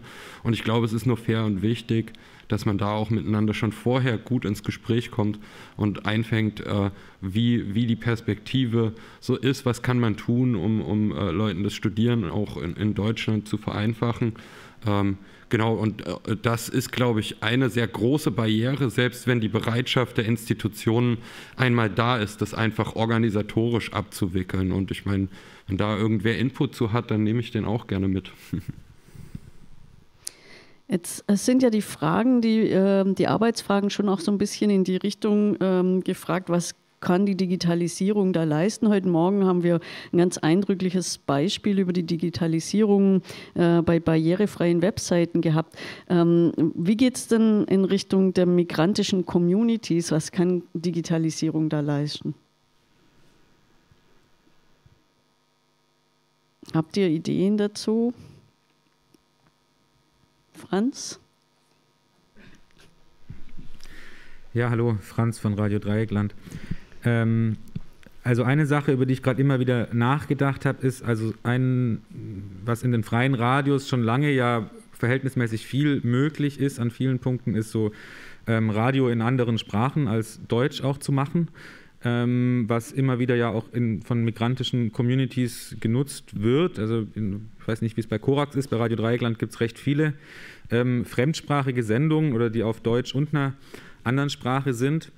Und da wäre so ein bisschen die Frage einmal an dich für mich, ob das auch in den jetzt postmigrantischen Zusammenhängen, in denen du dich so bewegst, eine Rolle spielt? Also macht ihr auch Radio in anderen Sprachen oder denkst du, dass es da eine Nachfrage sozusagen in den Zusammenhängen gibt, das einerseits, und dann ist das natürlich auch ein Feld, wo die digitale Sachen durchaus Möglichkeiten bieten können. Also überhaupt erstmal, das ist natürlich immer ein großer Aufwand, eine Sendung in 2 Sprachen zu produzieren, so, dass man dann umschalten kann sozusagen. Das kann natürlich viele Hürden nehmen. Das andere wäre noch, also mit automatischen Übersetzungen herumzuprobieren. Das ist sicher nicht ganz einfach, aber die sind ja oft inzwischen recht gut und ich fände das spannend, also gerade auch in unseren Kontexten, da mal probieren, ob man damit sinnvolle Sachen machen kann. Also allein, wenn man Untertitelung in automatischer Übersetzung, so wie es YouTube oder so ja teilweise macht, kann das, glaube ich, auch wenn die nicht perfekt sind und so, doch einige Zugangshürden zu Inhalten, die so produziert werden, nehmen und könnte vielleicht auch nochmal einen direkteren teilweise vielleicht auch Austausch ermöglichen, wenn Sprachbarrieren da sind, dass man eben nicht immer auf ÜbersetzerInnen sozusagen angewiesen ist, was ja auch eine Zugangshürde sozusagen oft darstellt, das zu organisieren und so. Klar kann es sicher nicht lösen, eine automatische Übersetzung, aber ja, würde mich interessieren, ob ihr da Erfahrungen habt und ja. Genau, also es gibt bei uns eine Person, Laura heißt sie, die studiert, ist schon fertig, hat auch an der Bauhaus-Universität experimentelles Radio studiert und sie hat jetzt mehrere Sendungsformate bei Voice Versa gemacht. Das ist so eine Reihe bei Deutschlandfunk Kultur und da geht es genau um diesen Aspekt, also sozusagen dieser Zweisprachigkeit als Abbildung sozusagen dieser sogenannten, ich nenne es mal Bindestrich-Identitäten oder sowas. Und ich habe da reingehört und ich fand das total spannend, dass es da jetzt immer so ein fluides Verhältnis gab zwischen sozusagen der deutschen Sprache und beispielsweise der vietnamesischen Sprache. Also zum Teil waren sozusagen die Anteile des Vietnamesischen viel größer und dann waren dann sagen zum Schluss immer so kurze Zusammenfassungen des Deutschen, wenn man dann eben aber als Radiomacherin den Eindruck hatte, man musste sich doch ein bisschen mehr erklären gegenüber sozusagen den deutschen ZuhörerInnen, dann muss man da natürlich, glaube ich, auch so ein bisschen mehr Übersetzungsarbeit leisten. Und aus meiner Erfahrung hat sie das immer so sehr, also nacheinander gemacht. Also sie hat ein Interview gehalten mit ihrer Mutter, dann hat sie es kurz zusammengefasst und dann ging es dann halt immer so sequenzartig weiter. Wie da jetzt der Arbeitsaufwand war, weiß ich nicht. Ich finde es aber sozusagen aus einem Anspruch von so welche Zielgruppen man erreicht total wichtig, weil wir ja irgendwie auch als Initiative Postmigrantisches Radio sagen, wir begreifen uns als so eine Art, einerseits dieses Community-übergreifend, aber auf der anderen Seite eben auch so generationsübergreifendes Radio, wenn man eben auf die erste und zweite Generation von Migrantinnen in Ostdeutschland guckt. Und Niki wollte noch vorweggenommen oder wie auch immer, wir haben in die gleiche Kerbe geschlagen. Ich hatte eben auch über Übersetzung gesprochen und wir hatten es ja vorhin bei der Audiodeskription. Also die Möglichkeit des Zweikanaltons ist bei einer Vorproduktion natürlich möglich. Das heißt, man kann tatsächlich dann, also man muss nicht hin und her übersetzen, was ja auch bei Interviews schon sehr, sehr lange praktiziert wird, zum Beispiel mit englischsprachigen Künstlern oder eben auch gerade das Deutschlandradio-Gesetz genannt, die andere Sprachen auch übersetzen, teilweise als Voice-Over und teilweise eben zusammengefasst. Aber da wäre eben vielleicht auch, wenn man sagt, wie geht es digital besser oder was kann man da noch machen, die Möglichkeit mit AIs mittlerweile auch sozusagen in Realzeit zu übersetzen, wird immer besser und das ist dann halt vielleicht auch eine Möglichkeit, Parallelton zu haben, also in der Sprache sozusagen der Redaktion. wenn man jetzt eben auch die ältere Generation, die der Sprache des Landes, in das migriert wurde, nicht so mächtig ist. Also wie du jetzt zum Beispiel eben Deutsch sprichst. Ich weiß nicht, wie gut deine Eltern Deutsch sprechen zum Beispiel.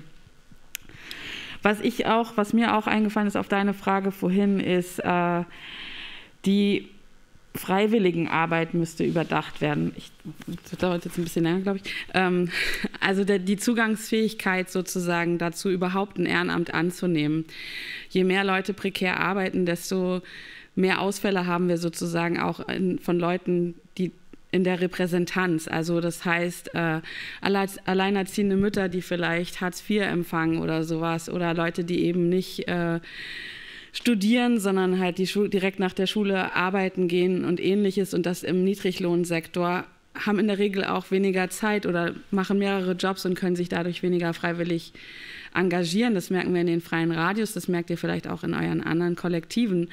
Und da zu überlegen, inwiefern es Möglichkeiten eines Solidarprinzips gibt zum Beispiel, oder wie werden Projektgelder verwandt, werden Aufwandsentschädigungen gezahlt. Wir dürfen ja eigentlich nicht dafür bezahlt werden, dass wir Radio machen, aber es würde für manche Leute einfach, wie Anja ja vorhin auch beschrieben hat, überhaupt die Möglichkeit schaffen, dass sie sozusagen sich selber eine Stimme geben, weil sie dazu sonst einfach nicht kommen, sowohl aus zeitlichen Gründen als auch aus geldlichen Mitteln. Und aus dem Claim the Waves der letzten 2 Jahre kann ich auch noch ein Feedback ins Plenum hier tragen. Das fand ich sehr interessant. Da waren einige Frauen, die im ländlichen Raum sind und dort auch Radio machen, aber immer als Vorproduktion. Die hätten sich nicht leisten können, zu einem dieser Kongresse oder dieser Treffen, dieser Festivals zu kommen, weil sie zum Beispiel Sorgearbeit leisten, weil sie betreuungsintensive Personen zu Hause haben oder auch das Geld nicht haben, um zu reisen. Die waren immerhin so privilegiert, dass sie anders als die Menschen in den Heimen Internetanschlüsse zu Hause hatten. Und viele von denen haben auch zum Ausdruck gebracht, dass sie hoffen, dass dieses hybride Format, auch wenn sich alle wieder treffen können, weitergeführt wird, weil es eben auch dann weiterhin Personen gibt, die nicht überall daran teilnehmen können, physisch. Aus verschiedensten Gründen. Und das ist eine andere Form, sozusagen auch mit Barriere umzugehen, weil man in der Regel zumindest sein eigenes häusliches Umfeld ja bedarfsgerechter einrichten kann als die gesamte Welt, sage ich mal. Das war meine Anmerkung. Oder die Idee von Gruppen, die man noch neu bedenken muss.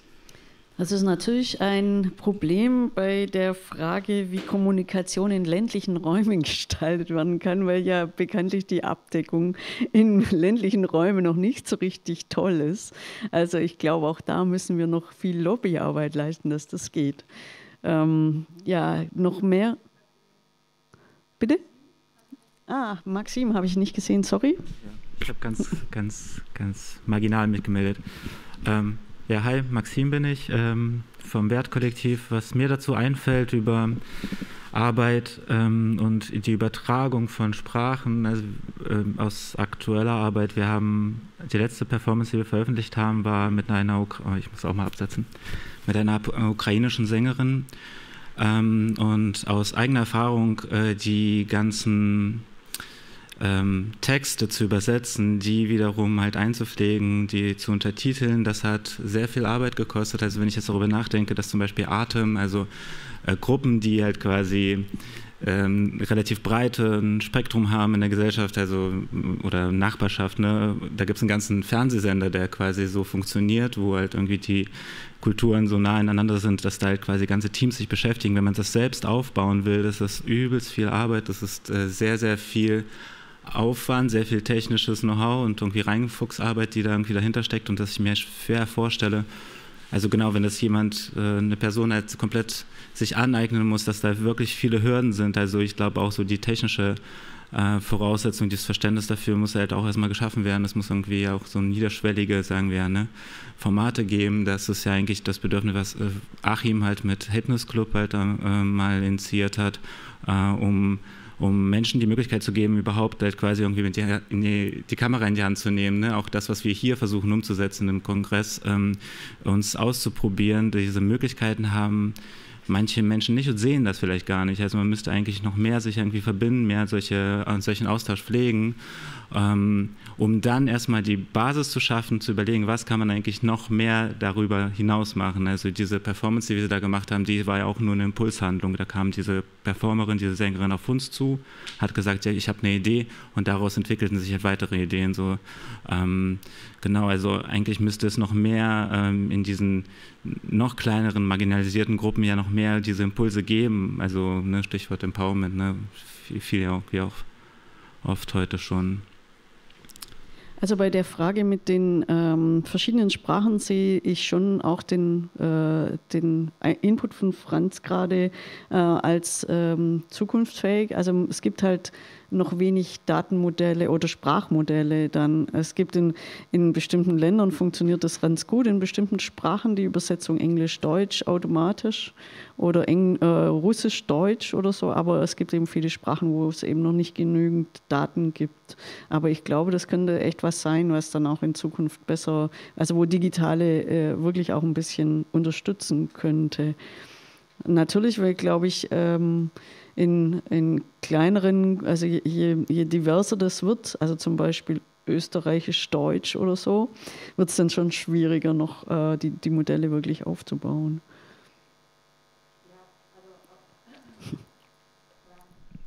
Du als Twitter-Enthusiastin hast mir ja auch schon berichtet, dass das in Social Media eben ja teilweise automatische Übersetzungen gibt. Wir senden ja nicht nur die ganze Zeit live, sondern wir haben auch noch andere Vermittlungskanäle sozusagen, in denen wir uns auch noch äußern. Das heißt irgendwie, dass zumindest die Grundinformationen, wo irgendwas stattfindet zum Beispiel oder wer was wie gesagt hat, das kann halt über diese Kanäle auch verbreitet werden oder machen wir ja sowieso und ist dadurch zugänglicher, dass das sich anpasst an die Sprache oder die Ausgabesprache desjenigen, der sich den Post anguckt. Also sofern das eben diese automatischen Übersetzungen gibt.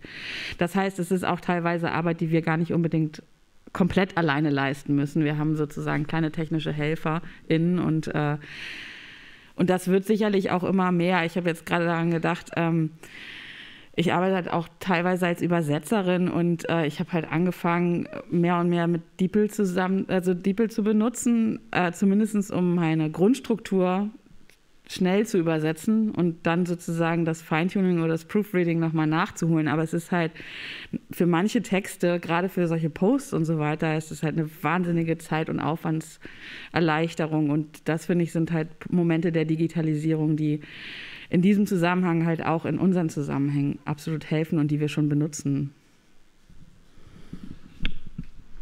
Gibt es dann auch noch irgendwelche, sorry, dass ich vorher so destruktiv war mit meinem ländlichen Raum, aber vielleicht gibt es auch da Perspektiven, wo man vielleicht gucken kann, dass solche Diskussionen auch noch mehr in den ländlichen Raum getragen werden.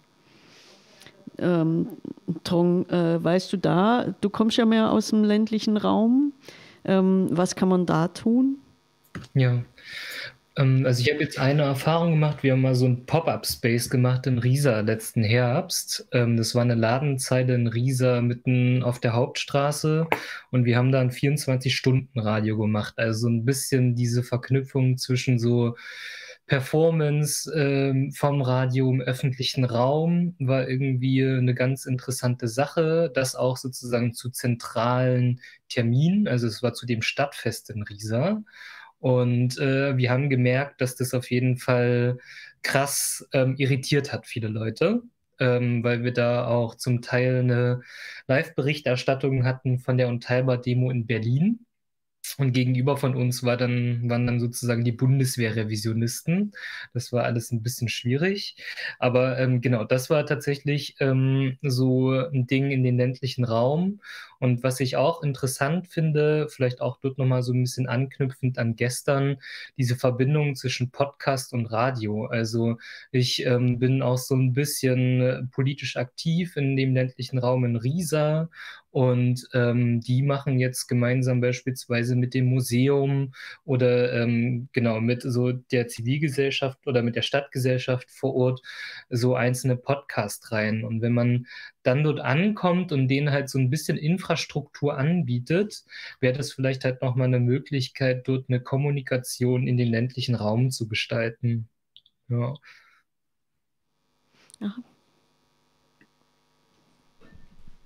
Ja, genau, also zum ländlichen Raum muss man, glaube ich, auch sagen, dass da die Sichtbarkeit unbedingt erhöht werden muss von Initiativen, die sich dort so gesellschaftlich engagieren. Also wir waren letztes Jahr in Plauen und haben da den Colorido e.V. besucht am 1.5. Da wollten die dort eigentlich eine Demo organisieren, die dann verboten wurde, und stattdessen wurde eine Demo vom Dritten Weg zugelassen.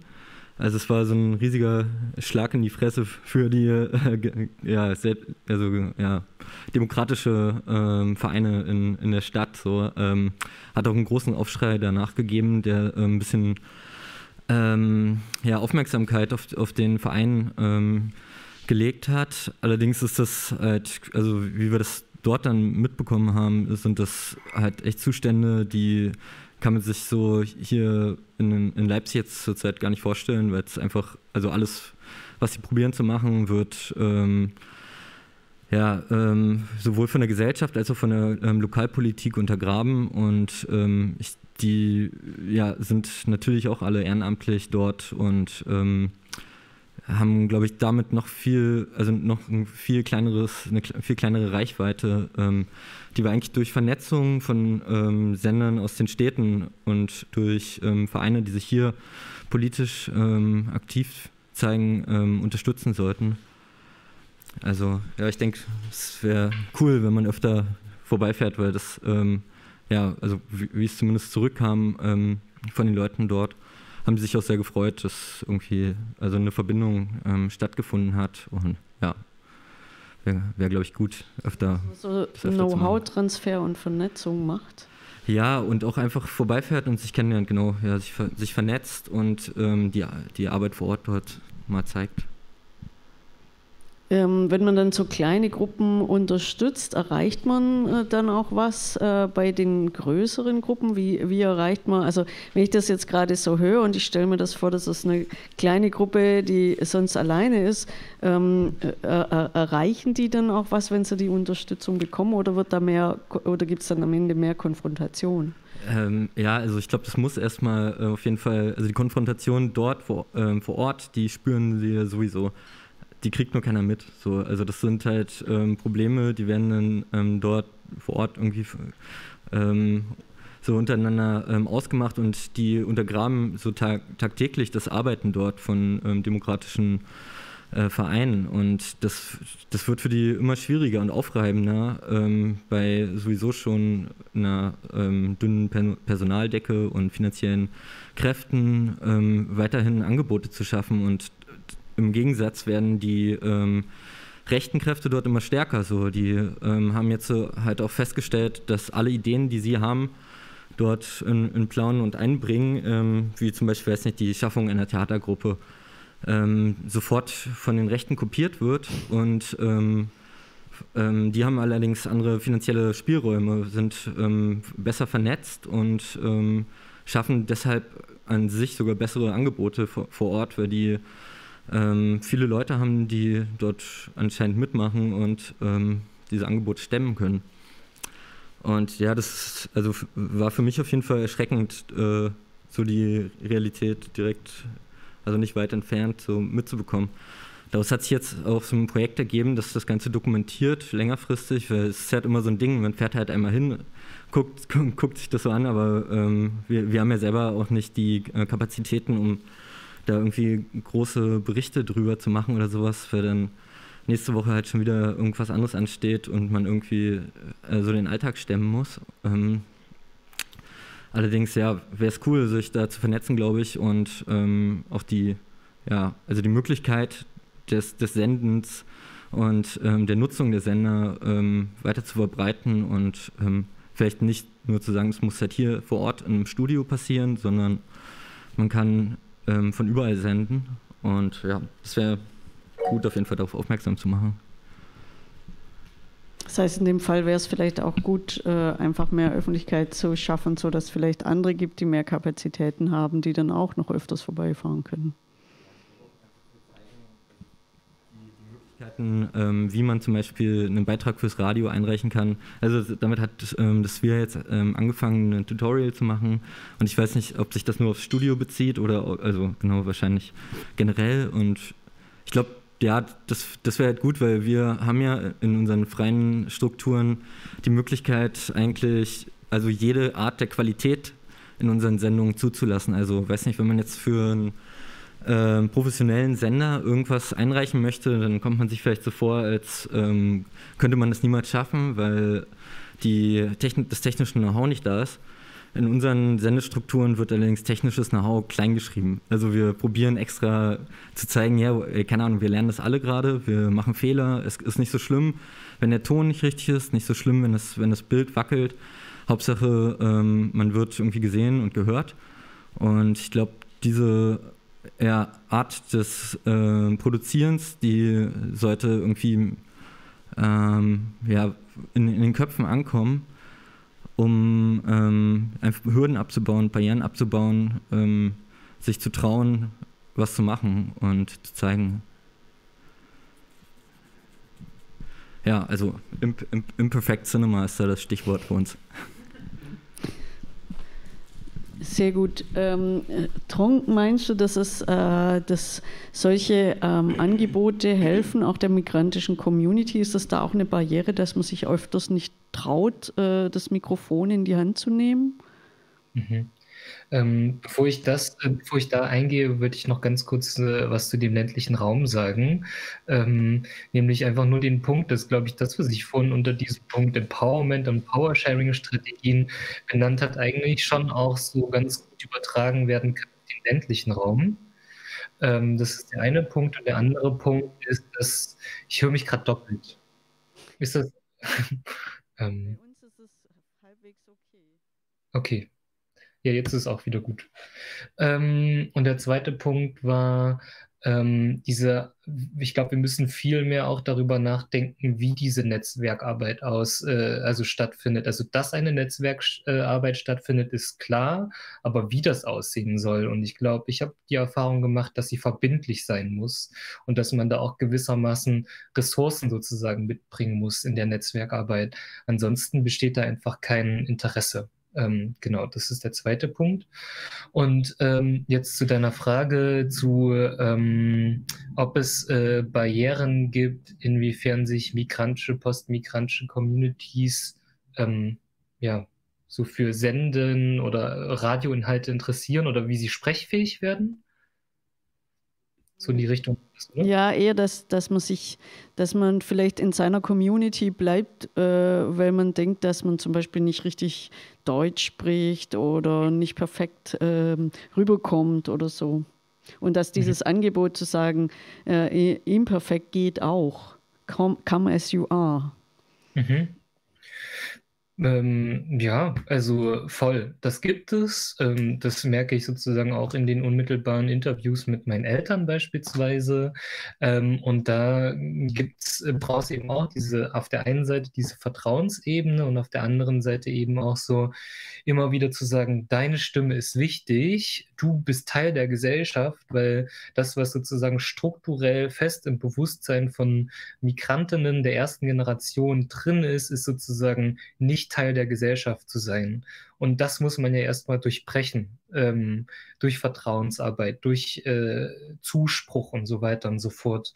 Und gleichzeitig muss man dann auch immer wieder sozusagen sagen, dass Sicherheit vor allem für die erste Generation eine wesentliche Rolle ist. Also das ist jetzt vielleicht ein bisschen pauschal formuliert, das gilt nicht für alle, aber mein Eindruck, dass es für viele gilt, dass man auch sagt, hey, wenn du dich unwohl fühlst mit der Situation oder zu dem, was du gesagt hast, dann müssen wir das auch nicht senden. Also das ist für mich auch irgendwie so ein Credo, genau, dass sowas halt nicht gesendet werden muss, wenn die Sprecherin das eben auch nicht will. Und in Bezug vielleicht auch so ein bisschen, wie soll ich sagen, auf so einem aktivistischen Level gibt es tatsächlich eher auch ein bisschen mehr in Bezug auf Fernsehen, aber ich finde den Ansatz total spannend, gibt es die sogenannte Aktivistinnenagentur. in Hamburg, und da gibt es halt so Live-Coachings für Talkshows, wie man sozusagen auch vermittelt wird in die jeweiligen Talkshows, und auch Workshops zu Presse- und Medienskills.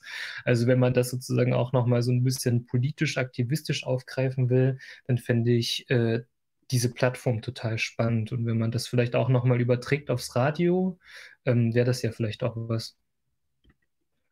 Ja, das hört sich nach einem guten Angebot an. Das gibt es vermutlich auch online und kann man auch online wahrnehmen, womit es ja wieder digitale Angebote eine Möglichkeit schaffen würde. Und ich glaube, auch eine gute Sache für das Wiki ist, sowas aufzunehmen. Was haben wir noch für Fragen? Der ländliche Raum ist bis jetzt für mich noch nicht so wirklich gelöst, aber hier hat noch Giulio. Ja, hallo noch einmal dran. Ich habe eine Frage über das Media für die ohne Papier, die migrantische. Das ist eine Frage für mich, weil in Berlin zum Beispiel, wir haben fast 300.000, ich denke, migrantische ohne Papier haben. Und sie machen, was ist das auf Deutsch, die Sorgenarbeit, die Care Work für die Gesellschaft. So manchmal diese Leute hatten nicht Papier für einen richtigen Vertrag haben und die Arbeitskondition und so weiter. So das Problem ist, weil sie hatte kein Recht,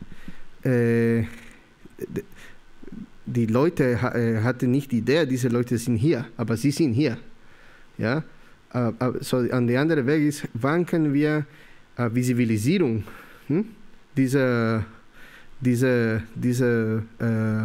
Stück auf der Gesellschaft und sagen, sie sind hier und wie können wir mehr Recht geben, die Leute. So meine Frage ist,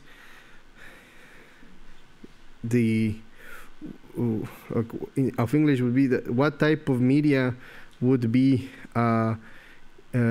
good or useful for people that don't have papers, migrants that don't have papers, also so that they can be visibilized, but without them running the risk of the state knowing that they're here and then taking them back home. Dazu Antworten aus den IT-Kompetenzen. Die sagen, Leute visibilisieren, ohne dass man ihre Identität erkennt. Also vielleicht nur Denkanstöße an der Stelle. Ich meine, im digitalen Raum ist so ziemlich alles möglich. Das könnte im Radiobereich von Stimmverzerrungen gehen bis in die voll virtuelle Welt, wo natürlich jede Form der Visualisierung möglich ist. Also wenn wir uns quasi wenn wir unser eigentliches Aussehen entweder abstrahieren oder vollkommen ablegen, dann ist natürlich ein Rückschluss auf die Identität auch schwierig. Ich glaube, ein ganz wichtiger Bestandteil, gerade was die Nachverfolgung angeht, ist dann natürlich auch noch, dass wir anonyme Kanäle auch in der Internetübertragung schaffen, die das sicherstellen.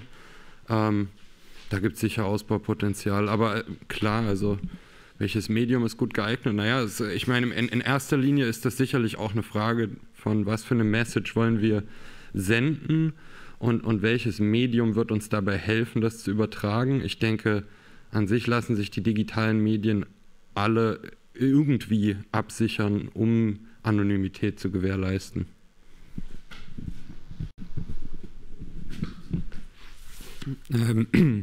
Ja, also ich denke, dass Radio da eigentlich tatsächlich ein ziemlich gutes Medium oder geeignetes Medium erstmal ist, weil man sich innerhalb dieses Tonspektrums auf verschiedene Arten, wenn man das will, also erstmal ist man ein ganzes Stück weit unkenntlich schon mal, also Stimmen können schon erkannt werden, aber es ist deutlich weniger, wenn man keinen Anhaltspunkt dazu hat, ist man erstmal per se ein ganzes Stück anonymer natürlich als mit Bild, so, das ist ja klar. Und dann kann man auch in der Form sich recht gut noch weiter anonymisieren, wenn man das will. Also sei es, wie du schon meintest, Stimmenverzerrer, das ist immer so ein bisschen so eine Sache, das klingt dann schon halt sehr anders so und ist dann sehr ersichtlich, dass man das gerade machen will.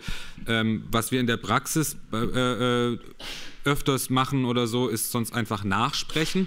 Das hat natürlich auch eine Veränderung zur Folge. Das sollte man auf jeden Fall dann ja deutlich machen, aber damit kann man eine sehr gute Anonymität natürlich herstellen, wenn man einfach wörtlich etwas nachspricht, was jemand anderes gesagt hat, und hat dann trotzdem noch eine sehr runde Form oft. Was mit Bild ja schon mal alles deutlich schwieriger ist. Also dann hat man eben entweder solche Bilder von gepixelten oder ausgeblendeten Menschen. Das ist erstmal visuell meistens nicht so attraktiv vom Format. Da kann man natürlich sehr kreativen Umgang mit auch finden. Also auch gerade, ihr habt sicher alle schon mal diese ganzen Deepfake-Geschichten, die es zurzeit gibt, gesehen, wo dann Obama mit der Stimme von Trump spricht und solche Geschichten. Das kann man, da gibt es auch schon, kann man mal rumgucken, diverse künstlerische Umgänge damit. Also dann kann man auch ein Tier sprechen lassen oder sonst was, wenn man mit Stimme im Bild sein will. Das sind dann halt schon wieder eher so kreative Formen, wo man dann auch überlegen muss natürlich, was einem da passend scheint. Aber ich denke da schon, dass Radio eigentlich sehr geeignet ist, und wenn man dann eben noch anonymer publizieren will, da sollte man dann sich den genaueren Threat-Vektor, also was ist die Gefahr, wer ist der Gegner und was will der von einem und so anschauen und dann entsprechende Maßnahmen finden, bis dann zu fast vollständig anonymen Publizieren. Das ist dann natürlich immer ein bisschen aufwendiger, weniger aufgrund der direkt technischen Hürden als aufgrund dessen, dass man, wenn man das machen will, man halt keine Fehler machen darf. So, und deshalb das ein bisschen Übung dann erfordern würde. Wo aber meistens, würde ich jetzt denken, in den Threat Vectors, die hier so unterwegs sind, eine Anonymisierung und dann Verbreitung ja ausreicht oft so. Da muss es ja sonst schon um recht klar strafrechtlich relevante Inhalte gehen. Da muss man sich dann nochmal andere Verbreitungsformen überlegen, als vielleicht direkt in den freien Radios, je nachdem, wie die einzelnen Radios das auch beurteilen und welche Risiken die Programmverantwortlichen bereit sind einzugehen. Ja, ich wollte mich daran anschließen. Also die Möglichkeit des Nachsprechens ist halt auch, gibt es ja auch schon sehr, sehr lange, auch teilweise aus Qualitätsansprüchen heraus sozusagen, dass man O-Töne nicht senden will, sondern dass es dafür professionelle Sprecher gibt oder Sprecherinnen, die das nachsprechen. Aber auch das UKW-Radio, wir hatten gestern schon davon gesprochen, ist auch in der Hinsicht halt interessant, weil es eben fast überall ein Radio gibt. Es ist relativ einfach zugänglich und es ist kostenfrei und es ist nicht nachvollziehbar sozusagen, wenn man es hört, also die Informationen, die man darüber aufnimmt in den einzelnen Communities zum Beispiel. Also ich weiß gar nicht, ob es einen festen Sendeplatz gibt, aber in Berlin gab es immer wieder auch Sendungen zum Beispiel von der V, von der Gewerkschaft, die sich sehr, sehr stark auch eingesetzt hat, zum Beispiel für die papierlosen ArbeiterInnen, die Mall of Berlin gebaut haben. Das sind tatsächlich solche konkreten Aktionen, wo dann eben auch in den Sprachen der Betroffenen gesendet wird, um sie auch zu mobilisieren oder ihnen zu sagen, wo Hilfsangebote zu finden sind.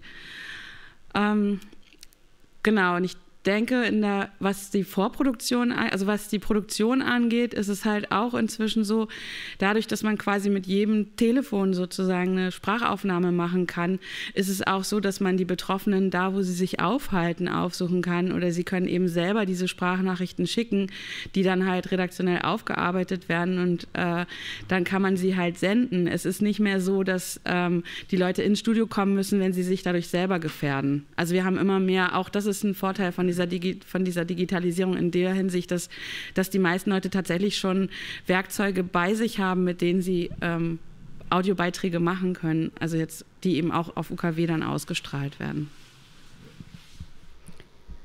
Ja, danke dafür. Wir sind jetzt schon bei 15:45 Uhr angekommen, das heißt bei unserem Programmpunkt Zusammenfassung. Und wenn ich jetzt nochmal versuchen würde, die Fragen, die ihr am Freitag mitnehmen könnt, zusammenzutragen, dann war das für mich. Das waren erstens mal, hat Trong gesagt, wir brauchen Safe Spaces. Wir müssen auch Machtstrukturen aufbrechen und Transparenz transparent machen. Wir müssen wirklich Partizipation ermöglichen. Es geht aber auch schon vieles mit Automatisierungen, wie zum Beispiel automatisierte Sprache oder eben auch die Tools, die Niki gerade erwähnt hat, nämlich es gibt Versand, also man kann Sprachdateien versenden, man kann aus dem ländlichen Raum sich heutzutage schon in Diskussionen in den Städten beteiligen. Also es gibt die Möglichkeiten, Digitalisierung hat da schon einen ganzen Haufen geleistet. Genau, und deshalb möchte ich noch auch von euch jetzt wissen, welche Fragen würdet ihr jetzt über den Tag und auch nochmal auch von dem Input heute Mittag, das uns Strong gegeben hat, sehen, dass man unbedingt weiterverfolgen sollte, um eben Barrieren abzubauen, strukturelle Barrieren abzubauen. Wo wollen wir anfangen? Trong, magst du den Anfang machen? Ja, genau. Vielleicht greife ich einfach den zweiten Punkt auf mit diesen machtkritischen Strukturen. Ich glaube, ich fände es einfach total interessant, dort wirklich mal analytisch drauf zu schauen, vielleicht auch sozusagen Papers auszustellen oder sowas. Wie kann man sozusagen so eine machtkritische Analyse der eigenen Strukturen schaffen und das dann sozusagen als Open Source Papier irgendwie allen zugänglich machen. Und genau, das fände ich irgendwie eine spannende Frage. Und dann fände ich, glaube ich, vielleicht noch vielleicht belassen wir es erstmal dabei. So. Giulio, machst du weiter? Was findest du wichtige Punkte, die man als Arbeitsaufgabe mitnehmen muss von heute? Ich jetzt denke über den Krieg in Ukraine.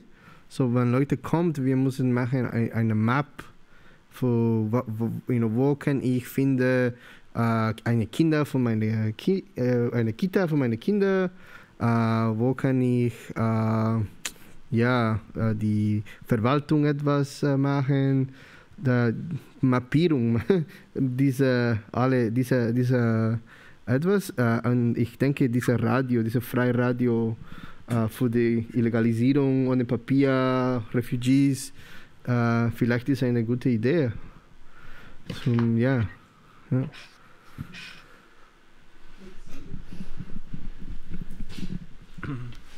Ich habe das Gefühl, Trong will was sagen, aber... Nicht so eine Zustimmung. Ah, okay, alles klar.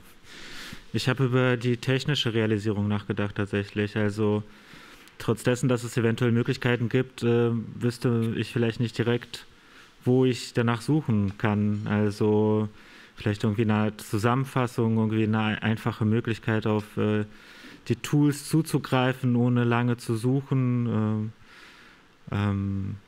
Der Vermittlung. Es gibt halt, also das Ding ist, wir reden von sehr vielen allgemeinen Themen und so und ich wüsste immer noch nicht so richtig, wie man das runterbrechen kann und ich glaube, das ist fast unmöglich.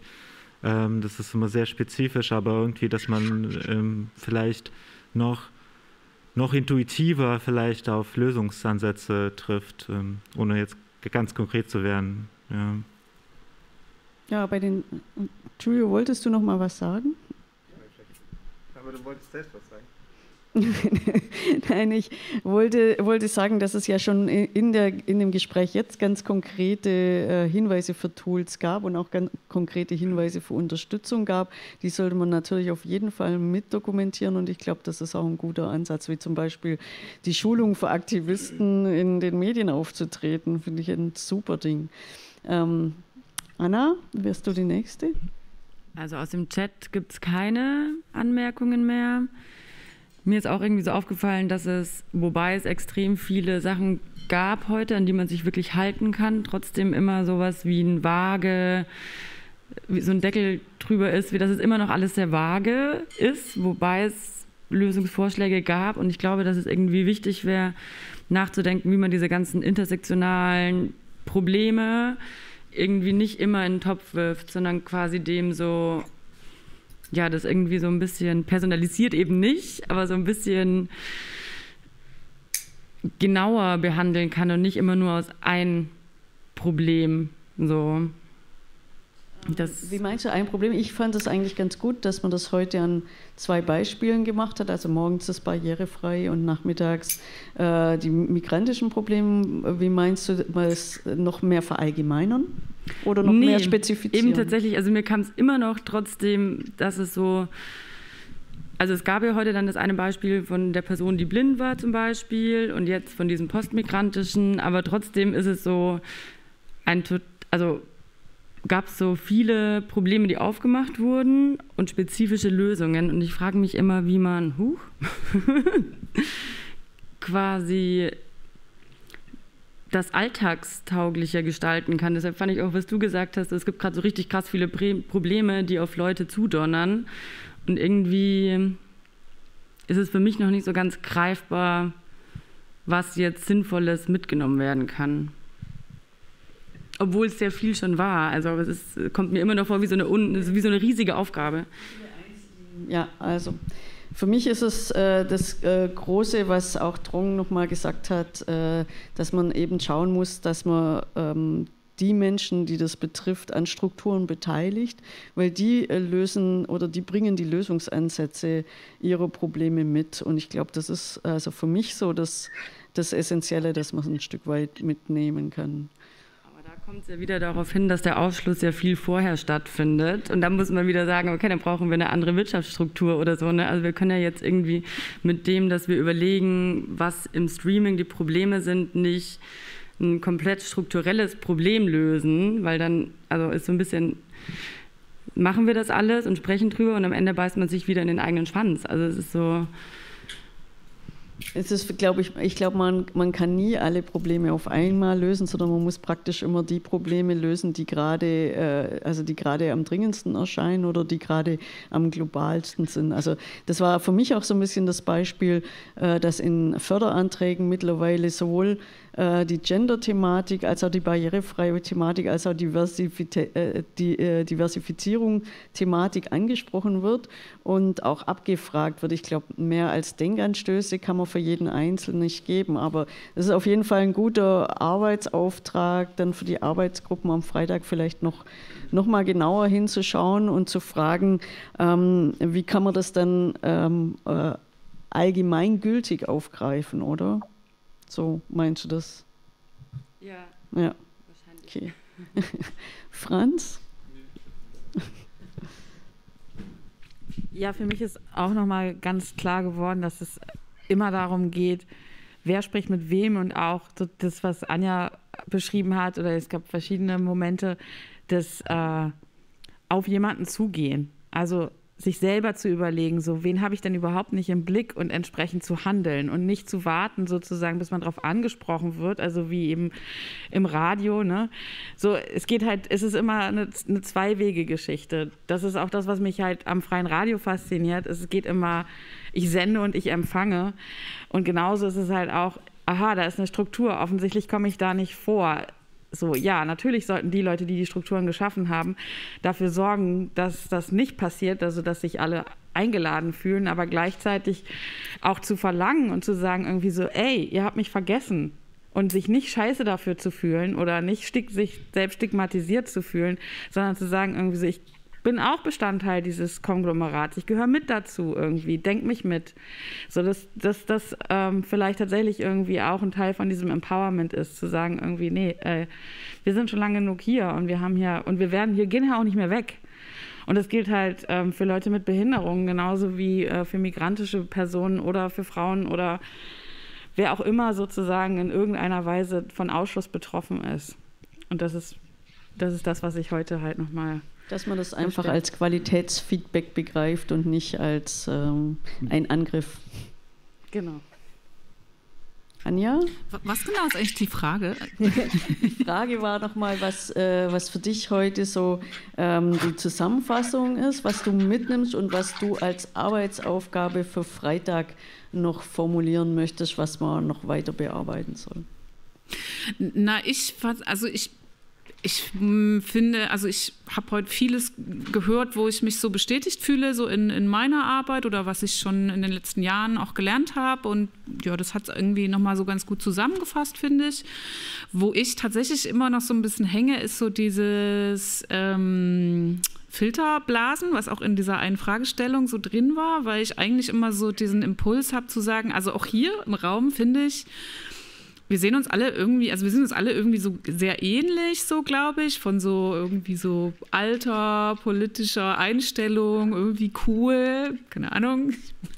Und ich finde eigentlich, genau, finde ich immer das gut zu sagen, auch mal aus der eigenen Filterblase rausgehen, also auch das, was du gerade gesagt hast. Aber natürlich muss man trotzdem eben auf seine Ressourcen achten, ne? Also gerade wenn man eben von Diskriminierung betroffen ist, muss man natürlich auch klar Grenzen ziehen und sagen, okay, nee, das will ich mir jetzt nicht anhören. Oder nee, hier sind mir zu viele Typen im Raum, also um jetzt mal so aus so einer feministischen Perspektive zu sprechen. Also das ist noch so ein Zwiespalt, den ich bei dem Thema sehe. Wie ich das jetzt mit Streaming zusammenbringen kann, weiß ich nicht, weil ich mir über Streaming noch nicht so viele Gedanken gemacht habe, sondern das einfach irgendwie so nutze und da eben keine weiteren Ansprüche jetzt persönlich habe. Aber genau, das war jetzt total ungefiltert was ich jetzt heute mitnehme oder mitgenommen habe. Gibt es noch einen Arbeitsauftrag? Naja, mein Arbeitsauftrag wäre tatsächlich so dieses mit den Filterblasen. Wie weit geht man aktiv aus der eigenen Filterblase raus? Wie sehr reflektiert man, dass man eigentlich in der Filterblase ist? Gerade ja auch im digitalen Raum.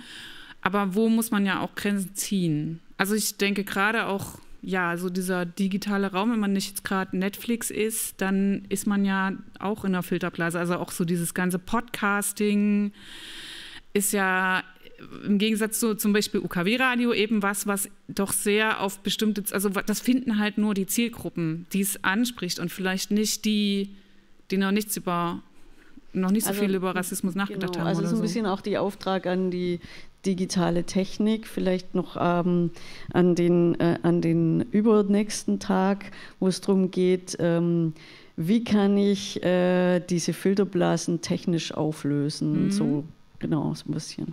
Genau.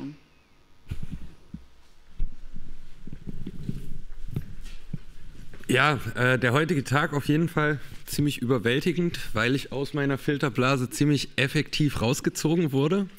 Ich probiere das trotzdem mal auf den Punkt zu bringen, was mein Main Takeaway jetzt so ist. Und ich würde sagen,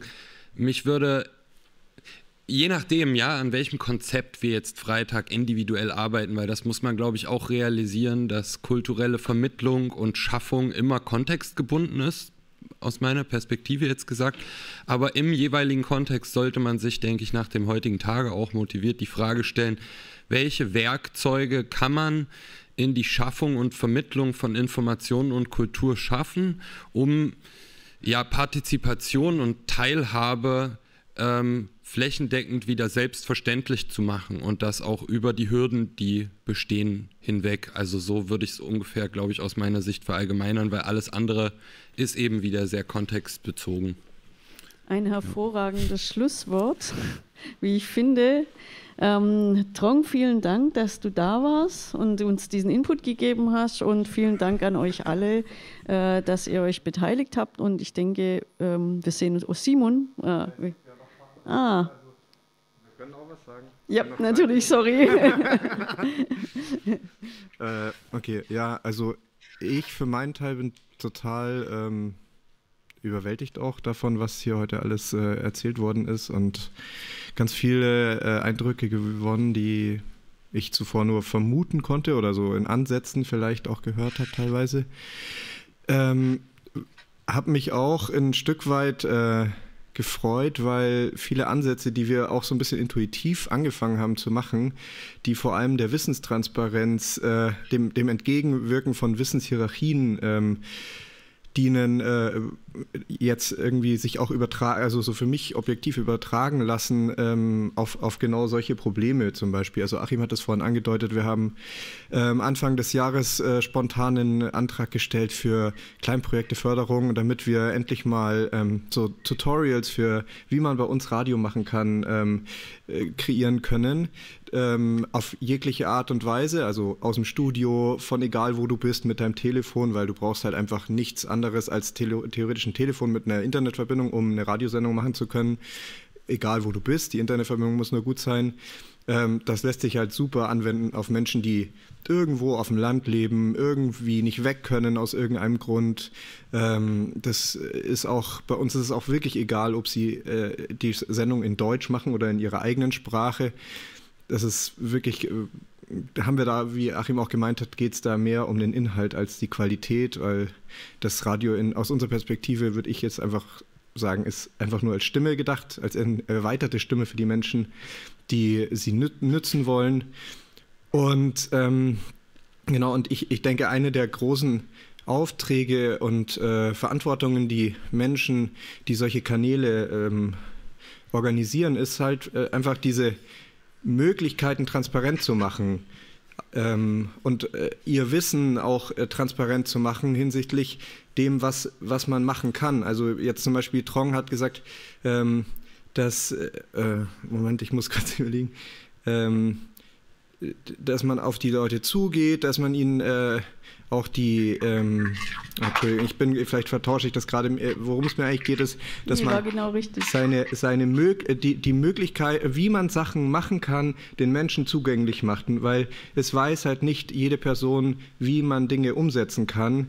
Das heißt, wenn ich schon mal mich beschäftigt habe damit, wie ich vom Land Menschen erreiche, dann ist es so viel wert, wenn ich dieses Wissen aufschreibe und einfach wie so ein How-to runterschreibe und Menschen transparent mache. Und das kann man halt mit allen Dingen machen, die solche Veränderungen ermöglichen können. Und da möchte ich einfach nur einerseits motivieren dazu, dass Leute, die Wissen, egal in welche Richtung haben, das transparent machen. Und ich denke, das ist für mich und vielleicht auch für uns am Freitag einer der Arbeitsaufträge, dass wir gucken, wie geht es zum Beispiel, dass ich im ländlichen Raum Leute erreiche, wie geht es zum Beispiel, dass ich Menschen mit Migrationshintergrund einbinde, wie geht es, dass ich Menschen mit Behinderung mehr einbinde und die auch direkt mit einbeziehe in diese Fragestellungen und diese How-Tos sozusagen. Genau. Und ja. Achim, magst du noch? Ja, sorry fürs ruckelnde Bild von der Regie. Wollt ihr zwei noch was sagen? Ja.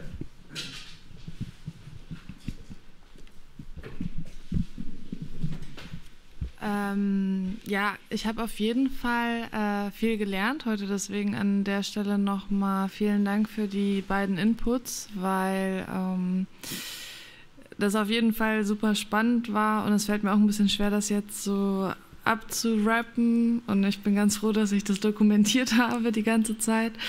Genau, aber ich fand es auch vor allem spannend, jetzt schon heute am zweiten Tag zu sehen, dass viele sowohl Probleme als auch Potenziale immer wieder auftauchen. Also zum Beispiel die Frage nach Wissenstransfer, aber auch nach Kommunikation, zum Beispiel guter Kommunikation zwischen zum Beispiel ProgrammiererInnen und Menschen mit Behinderung, wie man da eine gute Schnittstelle finden kann, um Bedürfnissen gerecht zu werden.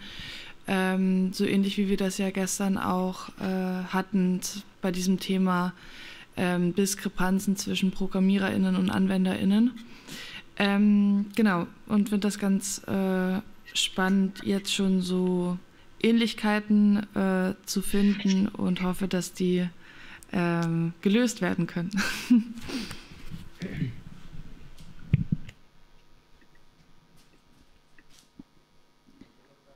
Noch mehr an der Regie.